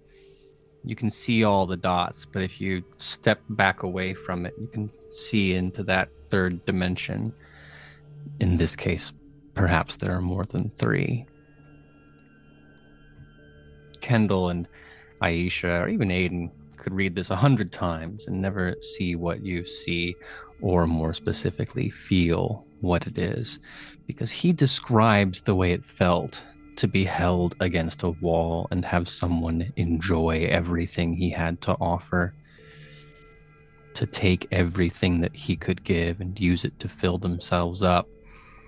And there's a specific moment where there's the brush of a beard against your cheek and strong hands on your hips, and they whisper that phrase, the one that makes your knees buckle against the cheap board.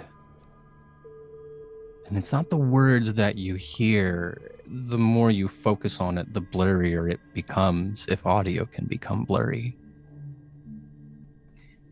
But you know it's the same. Something happened to you and you can't remember what, but whoever did it. God, is it even the sound, or is it just the way it vibrated against just those insides of your ears? Huh.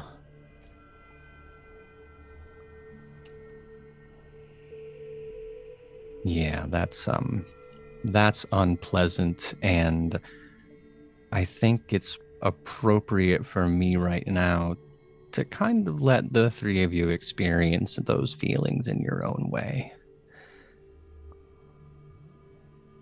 Meanwhile, in the lobby, Aiden, you've been attempting, I assume, to flirt with the guard. I'm interested to know how that's going. But it is also time for us to take the first of our breaks. So we are going to check in with each other, come above table, take some deep breaths, make sure everyone's on the same level, then go hydrate, yada, yada, yada. For those of you in the audience, I implore you do the same. We will be back in 10 minutes with more of Kult Divinity Lost Downfall. See you soon. Oh boy, welcome back everybody. I would say that we're excited to be here. I know I am, but I mean, like, look at these faces. I'm not so sure. We're all here consensually though and feel good to continue, right? Excellent. Then, as I said, we will leave Francis, Kendall, and Aisha with the contents of Noah's suitcase and all the secrets spilling out therein. There are plenty more journal pages to handle. But let's rewind time a bit to Aiden and the security guard. I don't know that I want to know, but I'm going to ask just as a dramatic exercise. What's your pickup style? When you approach this woman, and it's that, yeah, I wouldn't mind. What's your angle? My first angle, as always, is to create a sense of confidence, charisma, and safety. I want them to want me, and I want them to be feeling safe in wanting me. I want to become like a friend, just a little bit of danger involved. So usually I walk up, make direct eye contact, body language directly at them, smiling, very safe posture, and always with an introduction. Again, I want them to feel safe so they know who I am and they can choose to like me. But I mean, they'd be wrong not to like me. So we'll go from there. I suppose it's a very curious interaction for the students walking in and out of the room to see you flirting so earnestly with, as we've established, everybody else recognizes as a perfectly serviceable late middle-aged security guard. But that doesn't matter from your perspective because there's something else inside your brain, something else that you see. For her part, the conversation is going quite well. Not so interested that they appear desperate or overzealous for your attention, but not so cold that they want you to stop. Just the perfect amount of cat and mouse. Make you work for it so they feel valuable. And I don't know how one can create a percentage track for this kind of thing, starting at 0, having just introduced, and calling 100%, sealing the deal, whatever that means. But we'll say you're about 70% of the way to that conversation, at least by your judgment. And as I understand it, you have excellent judgment when it comes to this kind of thing. That your phone rings. And it's not the ringtone you use for the other people. It's the ringtone you use for the other people. Mm-hmm. What's that sound like? Everyone else that calls my phone, it's a very, very standard phone ring. Almost fake because it's synthetic. And then for the other people that call my phone, it's like a simple alarm clock sound going off. It makes it sound like a timer that I've set for myself is going off. Just like an alarm clock going off, there's always a spike of anxiety when that sound echoes in my ears. Timer is apt, considering the demands they've made. You are, after all, very literally on a clock. How many times do you let it ring? No more than 3. And then that means you're cutting off your conversation very abruptly, a hurried apology, perhaps an embarrassed face, whether real or imagined. Where do you take the call? Looking to her, I have to immediately swallow the probably panic starting to build in my chest, and I smile and I say, "Thank you so much for your time. This has been lovely, but I have to go. Sorry, I got a little thing here." And as I pretend to swipe my phone like I'm turning off an alarm, I proceed to go down the corridor and look for a nearby bathroom, assuming that, much like all the dorms here, there's a common bathroom in the hallways. Naturally. We can hope that it's not too crowded, or if at least it's not crowded now, we can hope it stays that way. And you raise the phone to your ear. The voice on the other end does not wait for you to say hello, because obviously you're the lesser important part of this equation. Aiden, Habibi, we haven't heard from you recently. Hey, Beeb, how's it going? Yes. I only like to check in when I have something for you, of course. And that is precisely the nature of my concern. Because you're supposed to have something for us, aren't you? Yeah. Last time we talked, you said the situation was well under control, but then I have looked here and it appears that someone has made a police report. They have talked to La Shorta, saying that our mutual friend is missing. Mm-hmm. Well, like I said, I like to reach out when I have something. There was a small hiccup, but they say good things are worth waiting for, and I am working on it right now. I have some amazing people helping us right now. Yes, I know the sister and also the professor, and I believe the girlfriend as well was the last one to walk in, yes? Yeah, the ex-girlfriend, of course. I want you to do me a favor so we can play a game. I want you to ask me how we know.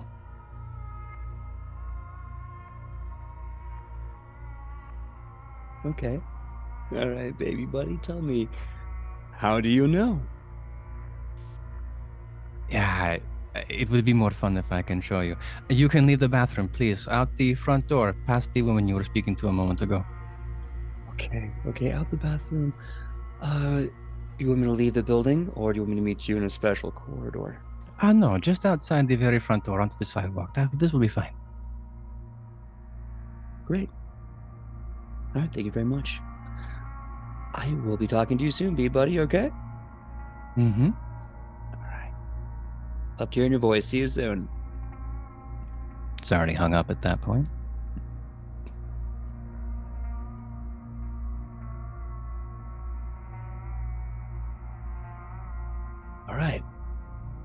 All right, Aiden. Let's go. You pass the security guard, and that will not be the first indication that things are wrong. You got that indication with the phone call. Did she change shifts? Was it break time? Where did that woman go? She was just here. Now there's this fortunate situation happening. Whatever, I guess. Hey, they can't all be like the first one, right? No, and regardless, there's certainly no time to deal with that now, right? Not at all. So you push the heavy door open. There are leftover from when this building was a hotel. So we've got the nice polished brass bar. The glass is heavy. It's been replaced, of course, over the years, now having those little stencils of metal inside to keep people from being able to just smash their way through it and step out onto the sidewalk. New York is a... Sorry, go ahead. I was going to say, as I put my hand on the doorknob to push myself out, looking casual on my phone as I always do, I just make a quick text to Aisha, stepping outside for a bit. Let me know how the search goes. Send. Aisha, your phone will ring. We'll come back to that in a moment. But Aiden, you push the door open and step onto the sidewalk. Now, New York is a city of 1 million faces. 7 or 8 million, if I remember correctly. You've seen them all passing you, not as individuals, but broken down into categories. There's the street hustler, there's the homeless unfortunate, there's the trust fund student, there's the advertising czar, there's the bodega owner. You have all the categories, hundreds of them. And that is why you are able to spot the one person. For that reason, and the fact that they are staring directly at you from across the street.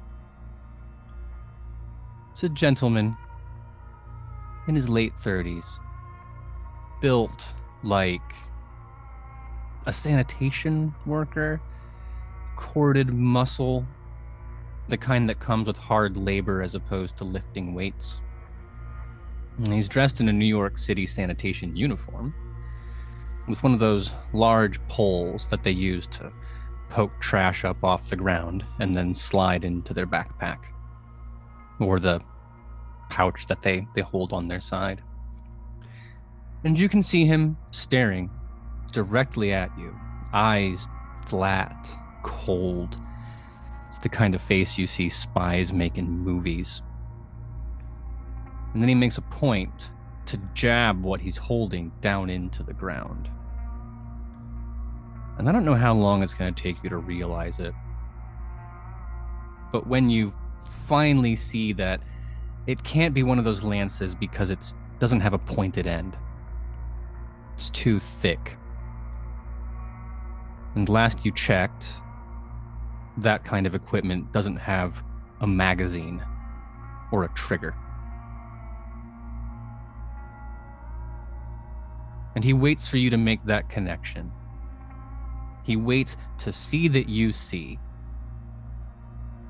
before he smiles, cracks his neck left and then right, and waits long enough for you to see that tattoo. It's been a few years since you've seen that tattoo for the first time. What does it look like? The tattoo is a very intricate series of symbols. To the casual passerby, it looks like just kind of like a mess of lions and noble creatures, but it's very specifically set up. It's about power, about prestige, about being a part of something above everything else. Usually given to either people in very powerful prisons or in very dark corners of the world. I actually would be surprised if you found anyone with that tattoo in prison, because the amount of money and influence and power that comes with membership in this organization is more than sufficient to keep you out of those kinds of places. And you've tasted that money and that power. There's a reason your clothes are so expensive. There's a reason so many doors are open to you. And you and I both know it's not because you're charming. It's not because you're attractive. It's not because you're, what did you say, charismatic, comfortable, and safe? Confident and safe.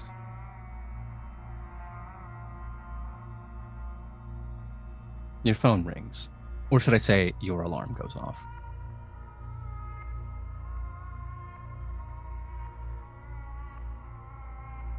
I wait for them to speak first.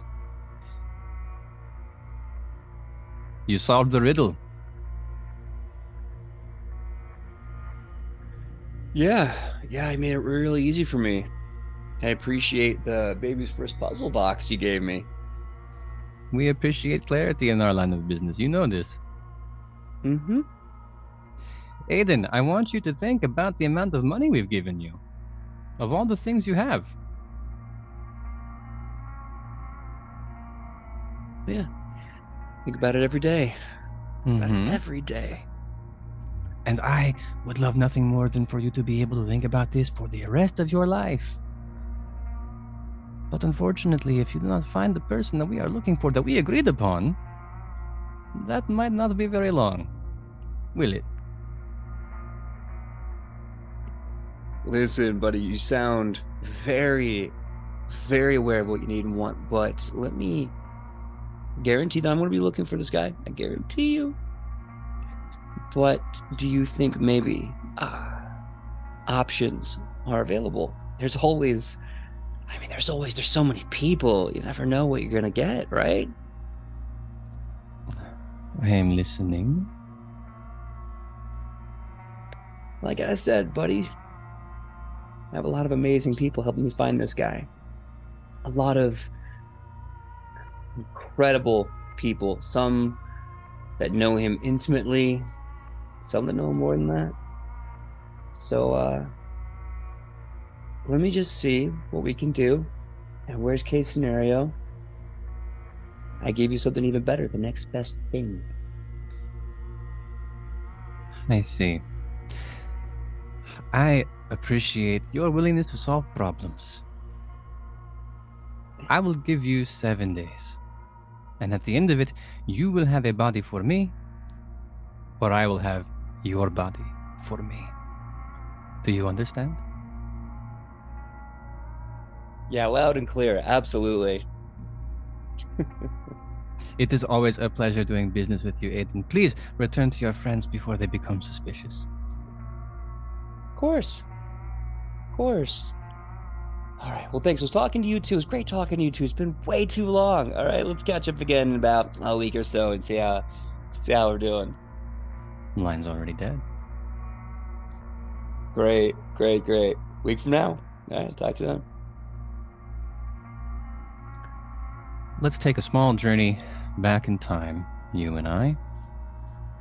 How did you get involved in this mess?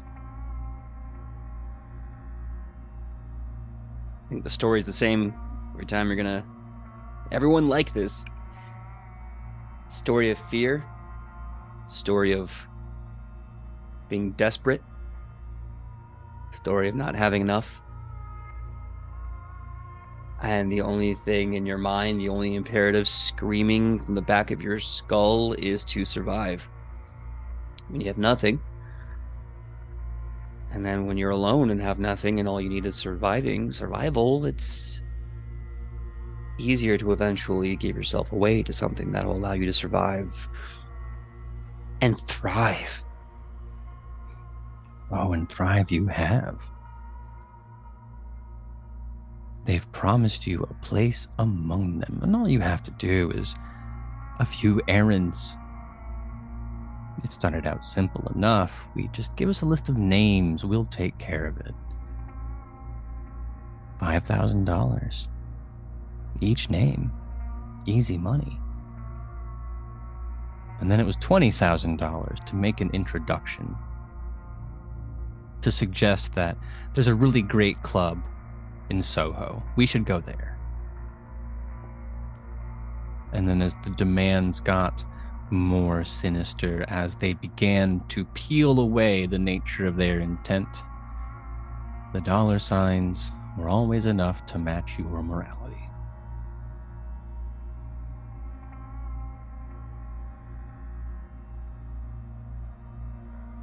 But Noah's different. Oh, no, by all means. Sorry, go ahead. Oh, no, I was just going to say it's so funny. You go to college and you spend all this time trying to grow and learn about yourself and learn about morality and navel gaze about the universe. And then you realize really fast that's all relative. Just like the scientist said, E equals MC squared. It's relative.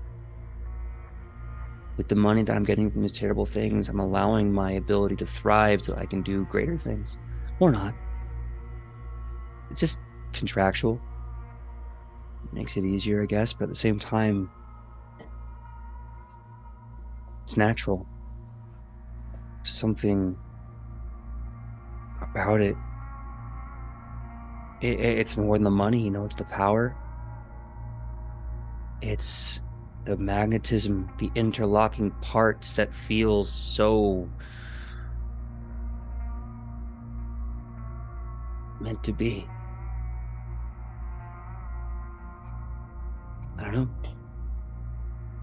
Meant to be for you, perhaps?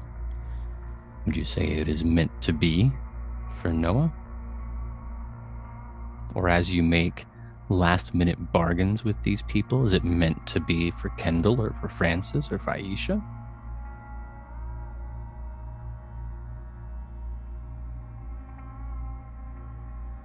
Fatalism is always a terrible way to look at the universe. Is it meant to be for them? Who knows? Is it meant to be for me? Maybe.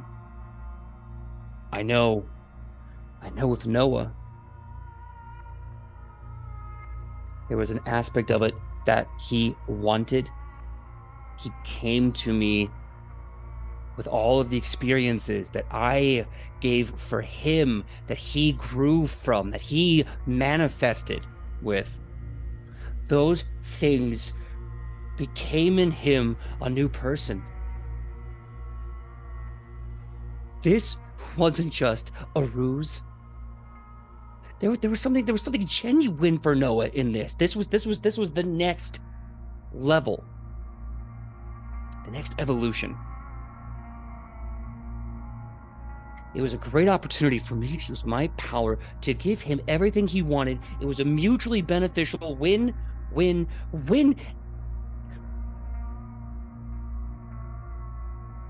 And now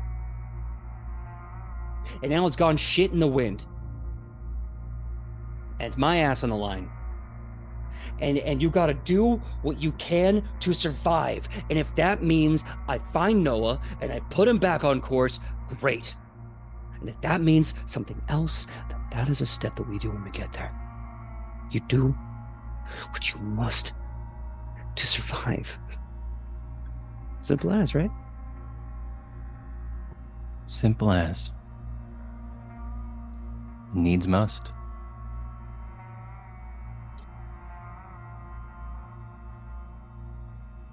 Well, I can imagine four things simultaneously. I can imagine that Aiden would not like to be within sight of the janitor any longer. I imagine that Aisha is very tired of being in this room with these belongings. I imagine that Francis would very much like to be out of the room as well, for slightly different reasons. And Kendall, the same. Each of you has something to hide from right now, something personal, something you haven't shared with the others. But when the four of you meet together again, you can at least take some solace in the mutual discomfort. You don't have to think about why. People have bad days all the time in New York City, right? What was it Francis said? You survive the bad days, you become memorable? Congratulations, you're on the first step to being memorable. But the mystery isn't over. So let's talk about what happens next. It's going to be a few minutes before each of you is able to shake away the things that you've experienced. Aiden, you have to wait for the fear to settle. Aisha, you have to wait for the disgust to wash away. Kendall, you have to wait for it to stop hurting. Francis, you have to wait for it to stop throbbing. But eventually, some amount of normalcy arrives. What's the next step?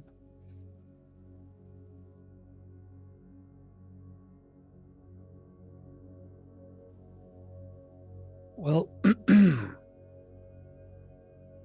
I did say I was going to be outside, and I think it's only appropriate to let them come to me. They know where I am. They know that I'm a part of this just as much as they are.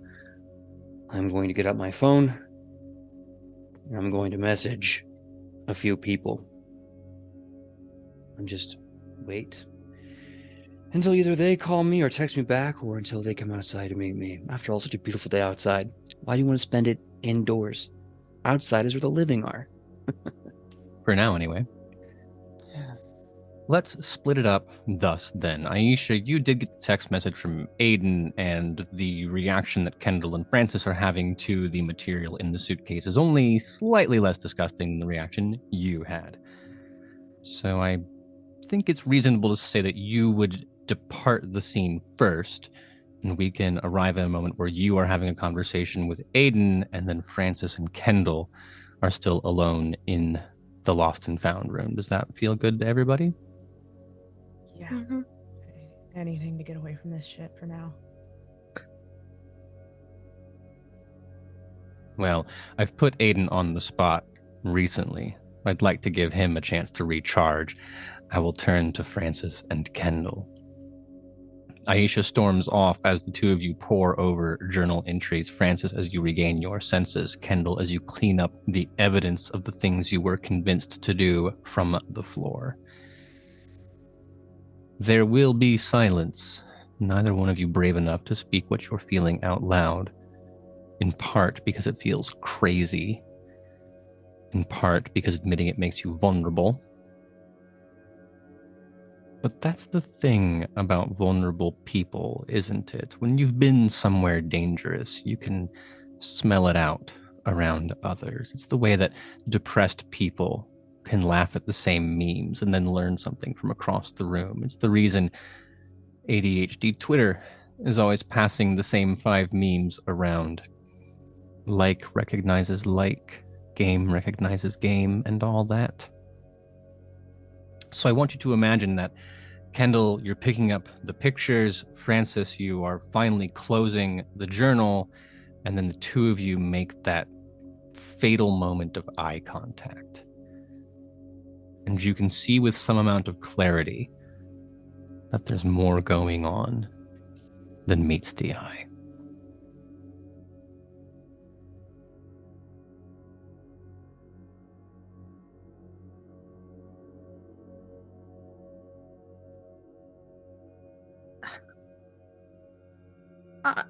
I don't even know where to begin with all of this. It's a lot. It is. I didn't realize that Noah was doing any of this. For real. I guess I should have suspected based on what he wrote, but How could you possibly suspect? Like, how does that make any sense? Oh yes, of course. No, his writing went from shitty to not shitty, and then I should have known that he was using his girlfriend as a fuck puppet, and then apparently she wasn't enough, that he had to go off and like fuck everybody else and get fucked by everybody else. How is that a logical conclusion to get to, Professor Wilmot? Honestly. I just... Noah was from a small town, and I don't think it just I can't believe that how much he has been through mirrors my life. I stopped there because I don't realize I don't want to say any more beyond that, because I catch myself. I should never have said that out loud.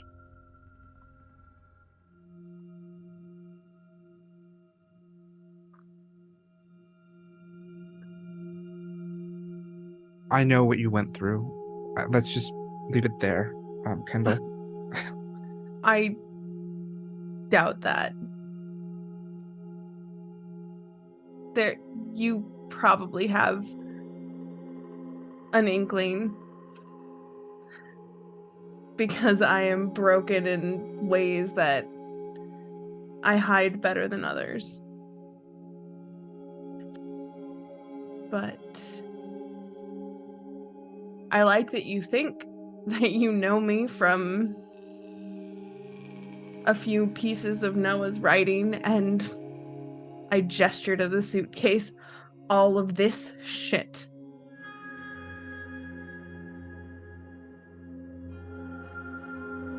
I might not know you, but if this is what you went through, and I gesture to the suitcase, you're not the only person in the world who has been put in that situation, who has had to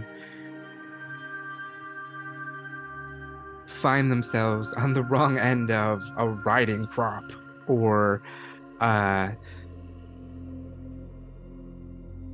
I point to the Polaroids, anything else happening in there. It's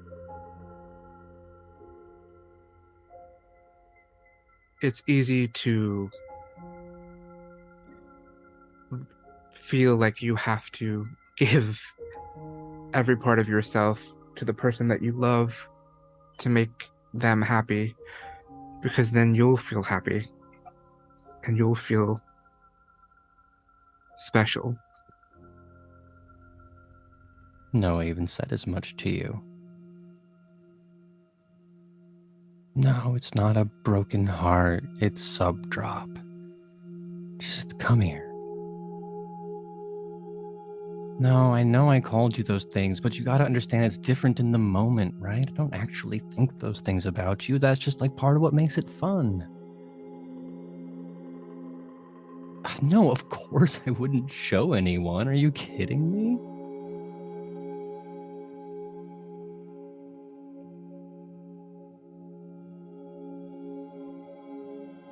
I wanted so badly to make him happy. It's all I ever wanted.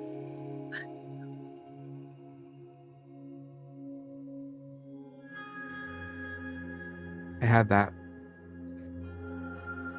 My Noah was Chuck.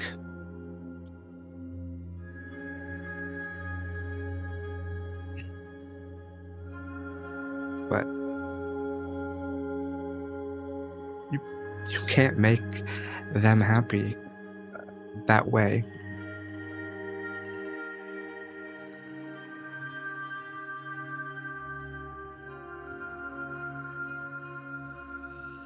I just don't understand why I was just not good enough as I was.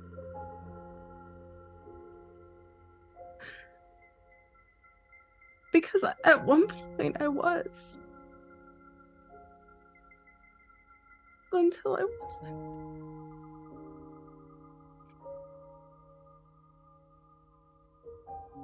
I'm sure that you were good enough, Kendall. What is in this journal, what is in Noah's mind, his heart, that doesn't have any reflection on whether or not you were good enough. I've been you. I've been Noah. I don't think that it's ever as easy as good enough. There's no such thing as a black and white answer with this kind of thing. No, Kendall, from your experience, the answers were black and blue.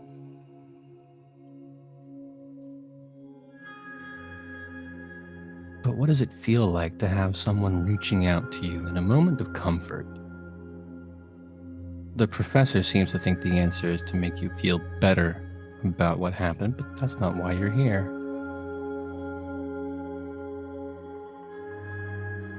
No, it's not. It's hard because on the one hand, the words do offer a little bit of solace. Because sure, maybe it's not about me. And maybe it is all about Noah. And whatever it was that he was going through. On the other hand, I can't excuse what he did. I can't make excuses for him. I can't allow other people to make excuses for him. And if all goes according to plan, you won't have to. Fingers crossed. Turning then outside, Aisha, you made it sound like you were fleeing the room with a great amount of enthusiasm, yes? Yeah. There are pieces of people, even people that you love and people that you share bits of your soul with. There are pieces that you don't want to see. Pieces that should have stayed buried. Pieces that should have stayed locked in that fucking suitcase. Her birthday.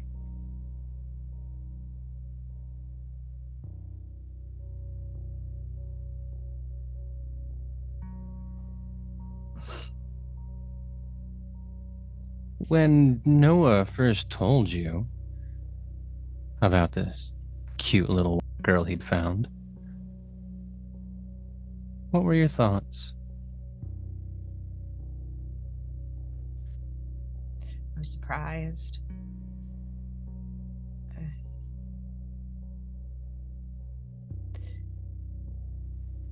I mean, Noah had always been like the charming one of the two of us. I was always too blunt, too brusque.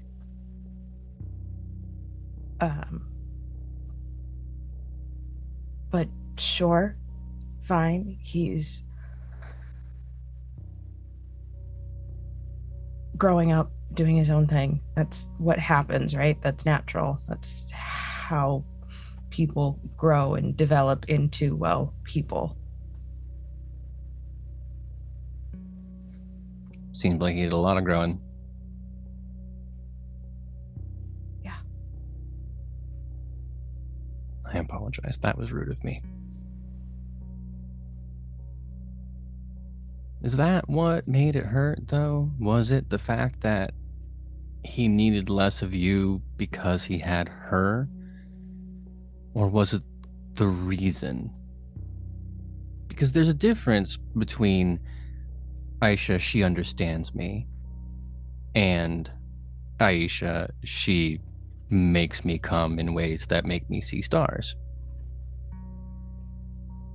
It's one thing to be put aside because that heart-to-heart connection you have is being replaced, and it's another but equally awful thing to know that it's the heart-to-heart connection that is no longer necessary because a biological connection of a different kind is taking place.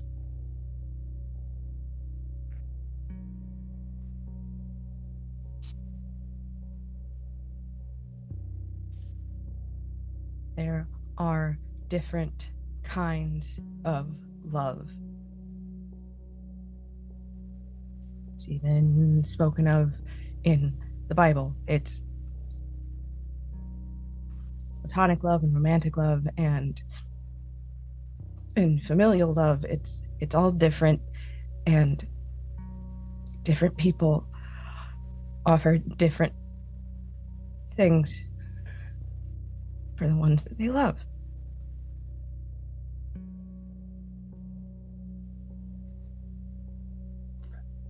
You sure not forgetting the fourth one, because there was nothing about those pictures that looked platonic, romantic, or familial.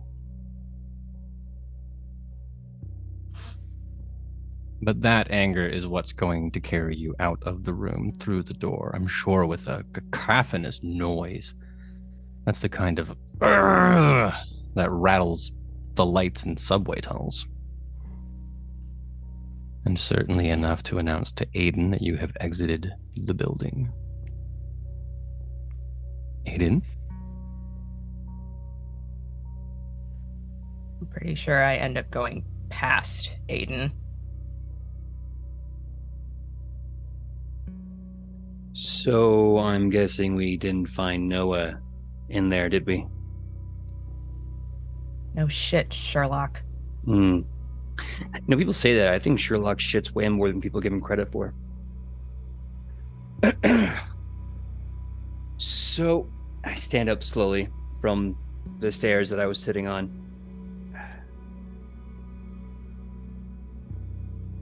Well, you strike me as a very intelligent and very assertive young woman. If you had to go solve this little conundrum, or speaking of shit and Sherlock's, good old mystery, where would you take us next? I don't know. You're the one that kept dragging my brother around. You're right. I did. Did I ever tell you about a girl he met once or twice out here? After the breakup, of course, with the ex. No, didn't even realize that they'd split. I'm sorry. You deserve to hear more from him. Well, I don't know what everyone else is going to say, but I may have found a lead in some texts. I've been texting all day trying to connect with someone that, your friend or your brother was very friendly with. And I mean, if the ex can hold it together for 5 minutes, it might be beneficial. But then again, I wasn't in there. But judging from your very valid energy, I don't think she was very helpful for the investigation, I'm guessing. It's one way of putting it.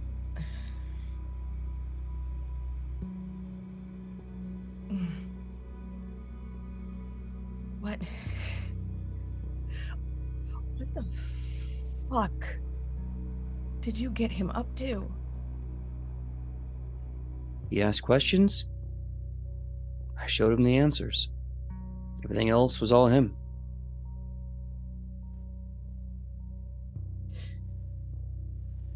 He's a good kid from a halfway decent family. Like, yeah, dad's a son of a bitch, but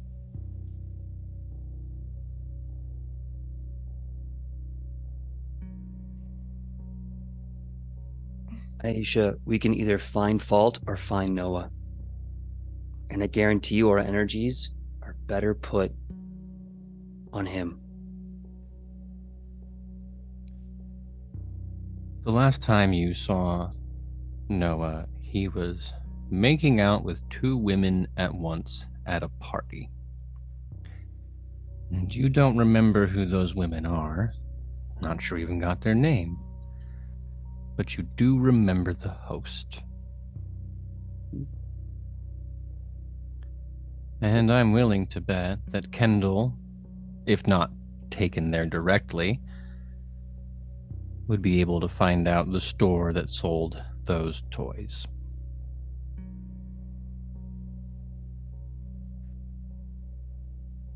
Those are 2 leads that we can pursue, but not this evening. Whatever you expected when you went into that cramped, quiet, dilapidated pink room, this wasn't it. And what has gone from a last-ditch effort to skip past the police and find a missing person has instead led to threats against your life, exposure to the worst parts of a family member, connections to things that you've forgotten and for a good reason, and things you can't forget for a bad one. My name is Aaron, and I have been your game master for this first episode of Downfall, a scenario from the Screams and Whispers book for Kult Divinity Lost. Oh boy. Going to give the cast here, who have been wonderful. This was the part where we would all applaud if we were live. Let you connect yourselves a little bit before we go through the process of telling people where they can find you. As Kendall, swallowing back her rage, doing her best to appear on the level, failing in ways that this game tends to make people fail, it has been V. V, if people would like to see you with less suffering, where can they find you? Nowhere on anything Queen's Court Games does, that's for damn sure. You put me through the ringer pretty much all the time. But if you'd like to see, I don't know, if you'd like to keep up with my tweets, which generally are slightly happier, or more ADHD focused, or sometimes pictures of my dog, who is adorable, you can find me on Twitter at V is for Vampire, because my name is V, and I like vampires. And first timer to the Kult experience, another QCG regular. Not only do you have to play this game and live it, but you're also going to have to promote it, because if you don't, I'm sure as hell not very good at it. As Noah's twin sister Aisha, Laura Tutu.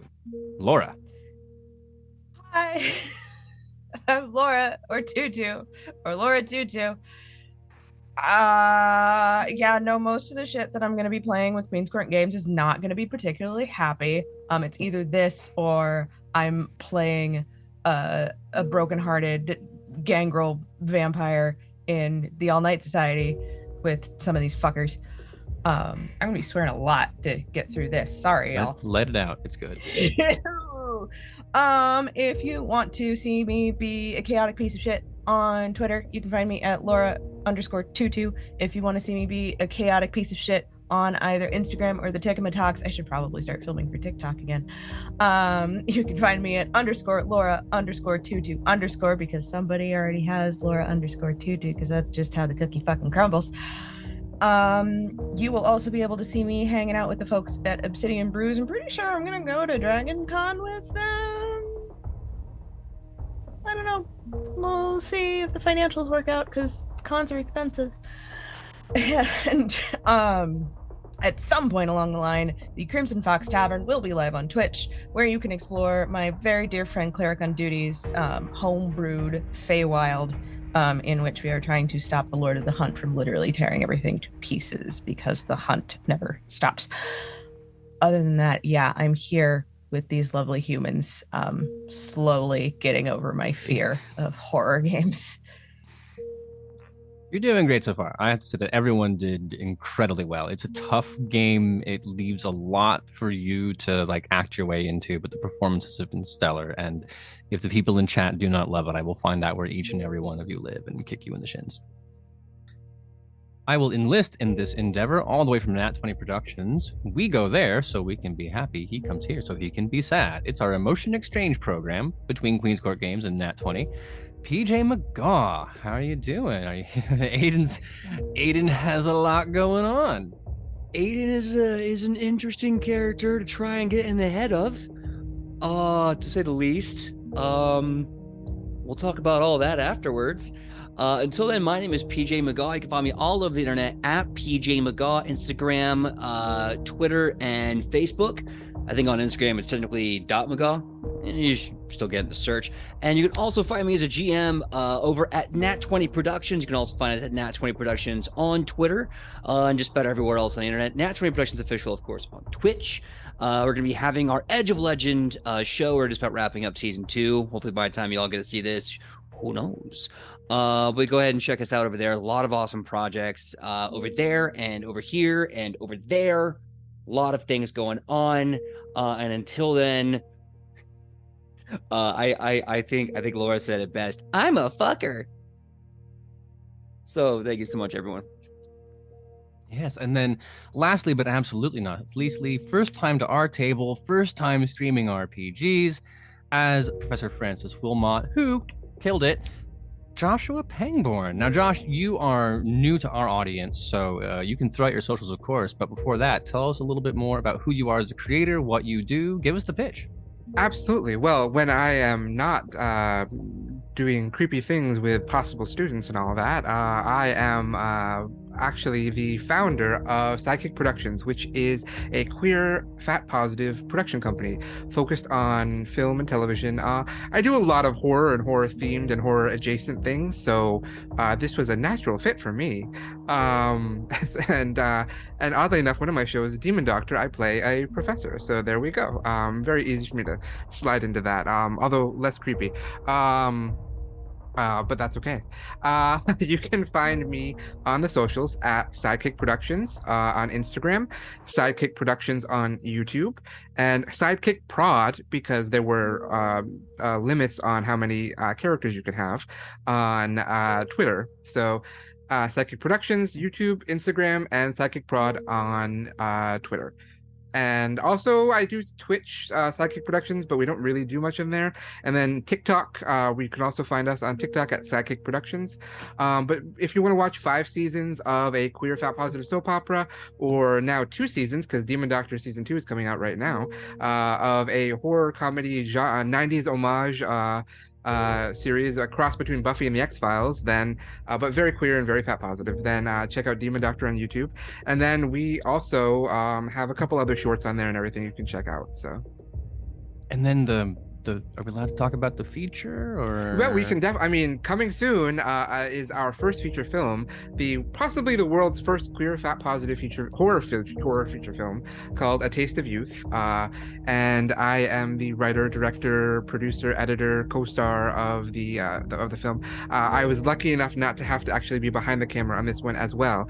Some of the things that we do, I actually wear that hat as well. So it's very fun to set the scene, then run into it, and then I'm very familiar with what Queen's Court does because they also understand having a limited set of resources and doing the most you can with them, which is why I have fallen in love with them already. So I think I don't want to speak for V entirely, but I think we fell in love with Josh's work at New Jersey Web Fest because it is so authentically and purely of itself. It is made by and for an audience with no like marketing equivocation, no holds barred. It is just like so heartfelt and honest.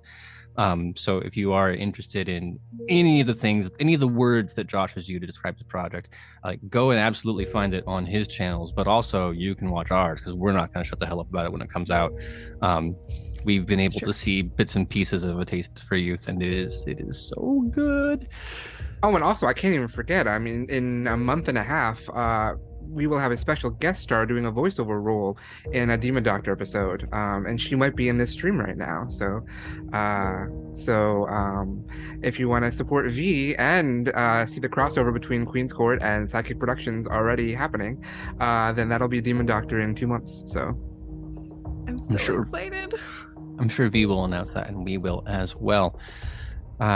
These people are wonderful. I'm so glad they let me put them through this. If you want to hear me live tweeting about how good it feels to do so, you can find me at Aaron in Words on Twitter and literally nowhere else because social media is kind of for me, and I agreed to 1. They each got 1, and I'm doing very nice with my 1, and any more I would find overwhelming.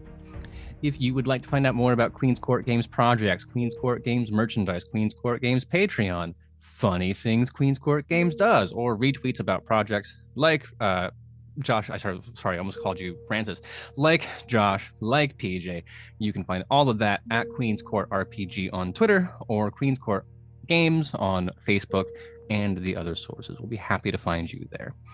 Special thanks to our Duke tier patrons, Callie, Mark, and Ben. Special thanks to our newest patron, Matt Penn, for making this possible. If you would like to wander on over to our Patreon, that is patreon.com/Queen's Court Games, where I think we may probably have actually a behind the scenes episode discussing this series after it comes out. But failing that, you can go there and see behind the scenes for the other productions that we're doing. You can see amazing art from V, special bonus games from us that nobody else gets to see because, like Aiden, we believe in the powers of privilege and money, and you should be allowed to have some.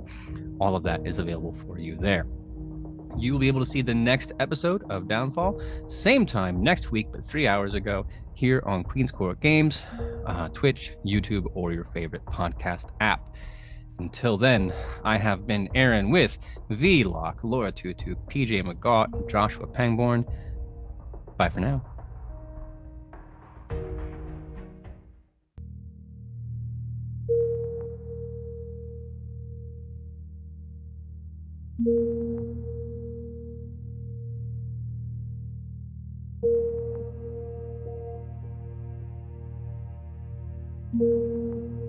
Noah, this work, it's incredible. But the things you've described, the sexuality, the violence, are you okay? The last time we talked, he was twitchy, nervous, picking at his skin. I have no idea where to find him. Trust me, I've tried.